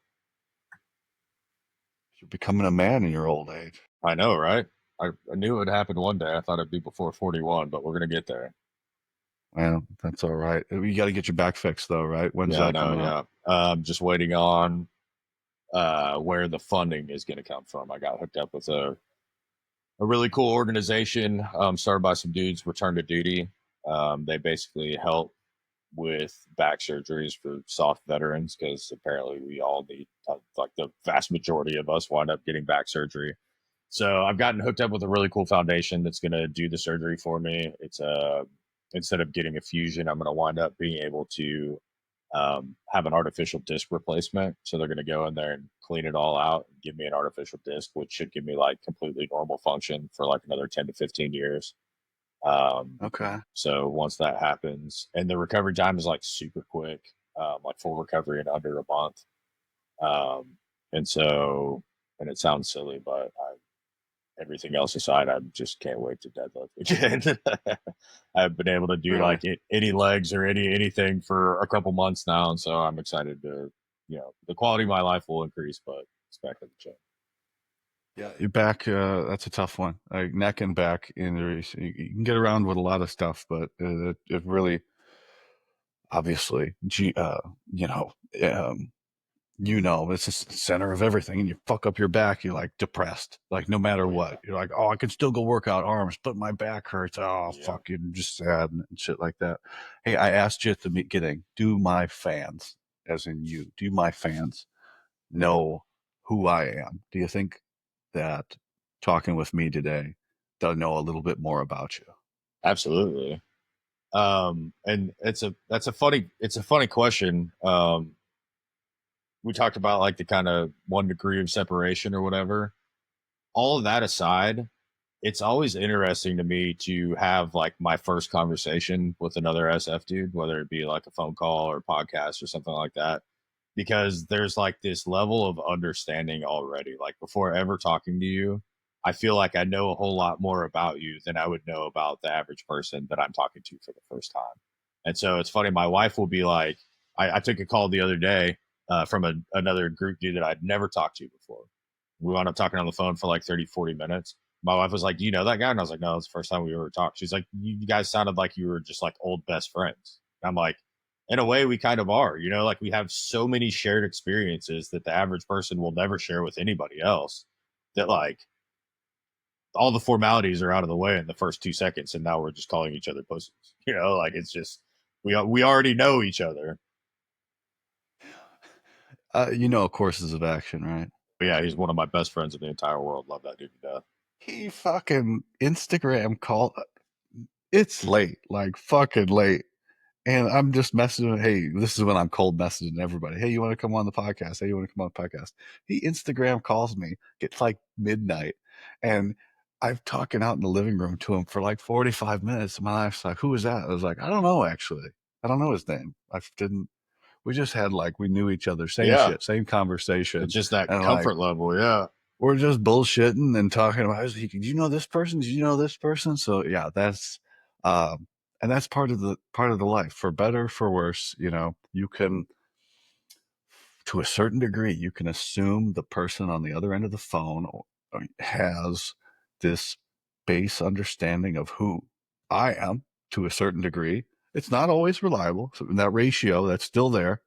Um, but you know, you have this understanding. It's a cool thing. It's yeah, tough it to is for explain, sure. but it is interesting. And as I said, to put yourself out there in a way that is respectful, I guess, to this regiment and to upholding the people that actually sacrificed, to make it what it is, and to uphold that, I think it's pretty fucking cool. And It is hopefully, cool. hopefully your fans got something, and my fans get something out from of it, and I get to meet you, and then we'll see where the fuck things go I from know, here. right? Fuck, Who man. knows? We may circle back in a couple of years and catch up, and everything's completely different. Like it's It will that's be one completely thing. different. One thing It will that be. one thing that you could say pretty well about SF dudes is like most of the dudes that I know are willing to chase something of value regardless the cost. Like a good opportunity presents themselves. Like, yeah, we'll get in the car and move somewhere. We'll fly somewhere and do whatever on and out. So it's like you talk to one of your buddies that you haven't talked to in 2 years, and he's like living in the Philippines, running a, like it's just you have no idea where that person's going to be 2 years from now. I am 1 2-minute call from selling everything I own. Yeah, the right At opportunity. all times. At all Yep. times. Like I wasn't kidding. South Africa, we're living in Kruger. I'd go do that. Some other opportunities. Uh, when we get off of here, I'm applying at a nonprofit. I don't know if I'm competitive in it, but I'm still going to apply for the Hey, position. So never we'll know see. until you try. Yeah. I got 5 questions I ask everybody here, and then I'll cut you loose, man. All right. What is your response to thank you for your service? You're welcome. Like I I like to feel like I don't live my life in a way that makes people want to say thank you for your service. Like I was a Green Beret, but that's not who I am. That's one aspect of who I am in my life. And I think that when most people say it, they mean it from a good place and they're genuine, and they're doing what they think they should be doing to show you that they care. And so I mean I think I typically what I say is you're welcome. I had the coolest job in the entire world. Like it's you thank that's cool that you thanked me, but also like I loved what I was doing and I was doing it because I loved it and my job was sick, not just like, oh, I did it for the college money or whatever. Like I really enjoyed it, so I want them to know that too. The job was sick. So yeah, it was pretty sick. What is the one characteristic that sets operators apart from the conventional forces? Man, haircuts. Um, Characteristic. no, I honestly, I think a never like a never quit attitude. I think a lot of the guys that get through the other end the majority of dudes have this like I quitting was never an option, you know, like and I tell people this not as like, oh, I'm so badass and I'm bragging about how cool I am, but like I never once thought about quitting, like not from SOPC all the way through Sage. Like at no point was I going to self-select myself. I was going to make them kick me out if I wasn't what they needed, but I wasn't going to do their job for them. And I think a lot of guys have that kind of determination where it's like you said, I can be the best at anything. I'm one of those dudes that like if they needed someone to fly the space shuttle, I'm like, you could talk me through flying the space shuttle. You know, if anybody could do it, I could do it. You know, and that obviously that's not realistic, but like that's the mindset that I feel like you have to not just make it through it, but to be able to endure a bunch of the dumb shit that happens along the way.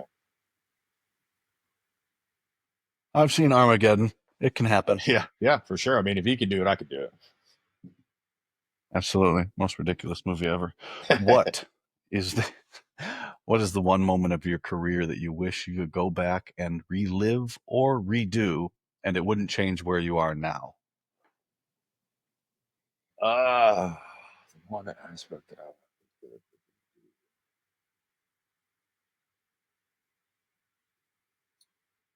maybe that CNT to Kyrgyzstan.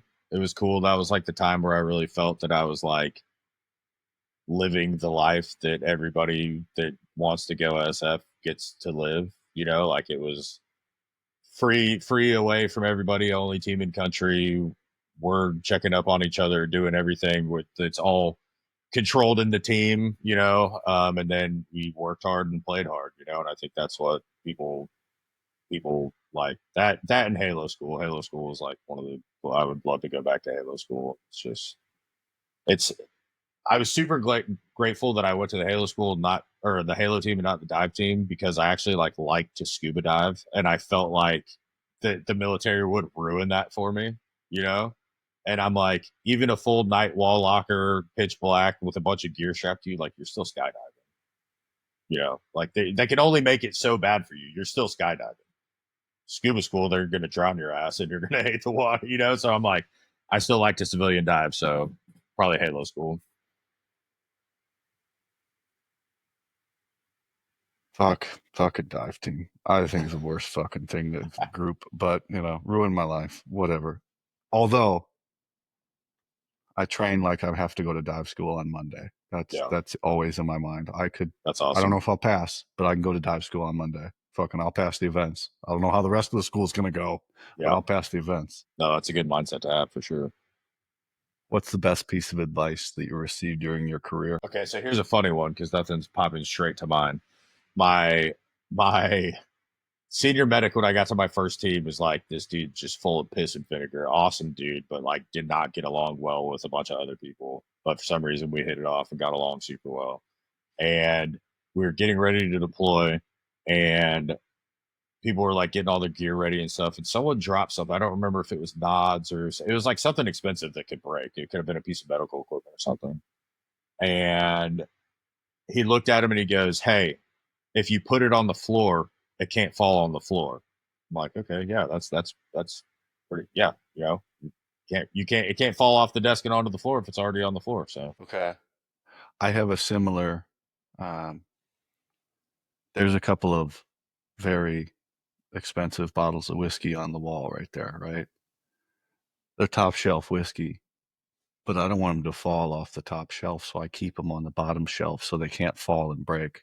there you go. So it's interesting to say that. I call them just my bottom shelf, top shelf stuff. Yeah. So yeah, No, that is a good. Okay, we're thinking out ahead of this. Is that's like they grab the nods in Jurassic Park. Is it heavy? Yeah, we'll put it back because it's yeah, expensive. because it's So you're expensive. thinking Yeah, ahead. You can't break it if you fucking can't don't put break it it. where it can get Yep. broken. All right, man. He's a Last funny one. dude. Love that. What were you afraid of then, and what are you afraid of now? So like then, as in like the course and being on a team and stuff. Yeah, just during the military. Uh, honestly, letting my teammates down probably like my biggest fear, whether directly or inadvertently. Um, which I think is a good kind of a good fear to have. It kind of keeps you focused on what you're doing. which, when there's a million different things going on, it's easy to get distracted. But, like I had said, where he's like, my teammate was like, "You're always where you need to be when I need you to be there." And it's like, I'm just trying to not let you guys down. Like all this war and everything that's happening is great, but it's like right now, but I'm here with you guys. That's all that really matters to me. So I want to do what I can to not let down the rest of the guys on my team. Now, Now, um, man, it's hard because, like I said, I'm like really happy with where I'm at. Like I feel like if I was like working really hard towards something, there'd be that fear of like it not happening. Um, right now, I'm pretty content, and it's like I guess my biggest fear would be um, just not being a good person. I guess like I try to live my life as a good person every day. I think it's funny. My mom thinks it's hilarious that people, because of the way I look, think that I'm a certain way, and then they're blown away when they find out I'm just a nice guy. And it's like I like being a nice guy. I like being able to turn it off when I need to not be a nice guy anymore. But like I like being a nice guy. I like being a good person. So I would like to finish out my life being that good, nice person. And so I think my fear would be something happening that keeps me from being that person that I know that I'm supposed to be. well, I have confidence that you're going to be able to keep it up for as long as you need to. And not an act, to actually just be a nice person and to be Appreciate it. nice and a positive influence.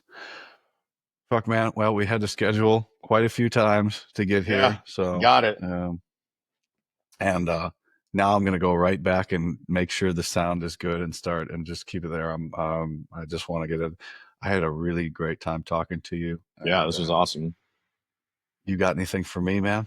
No, man. Honestly, you did a great job as a host. Like it was cool. It didn't even feel like anything other than a conversation between two friends, and I think that's probably the best way to have these things go. So I appreciate you having me on. Well, I appreciate you coming on. And yeah, that was a lot of fun. I really appreciate it, man. Bye, everybody.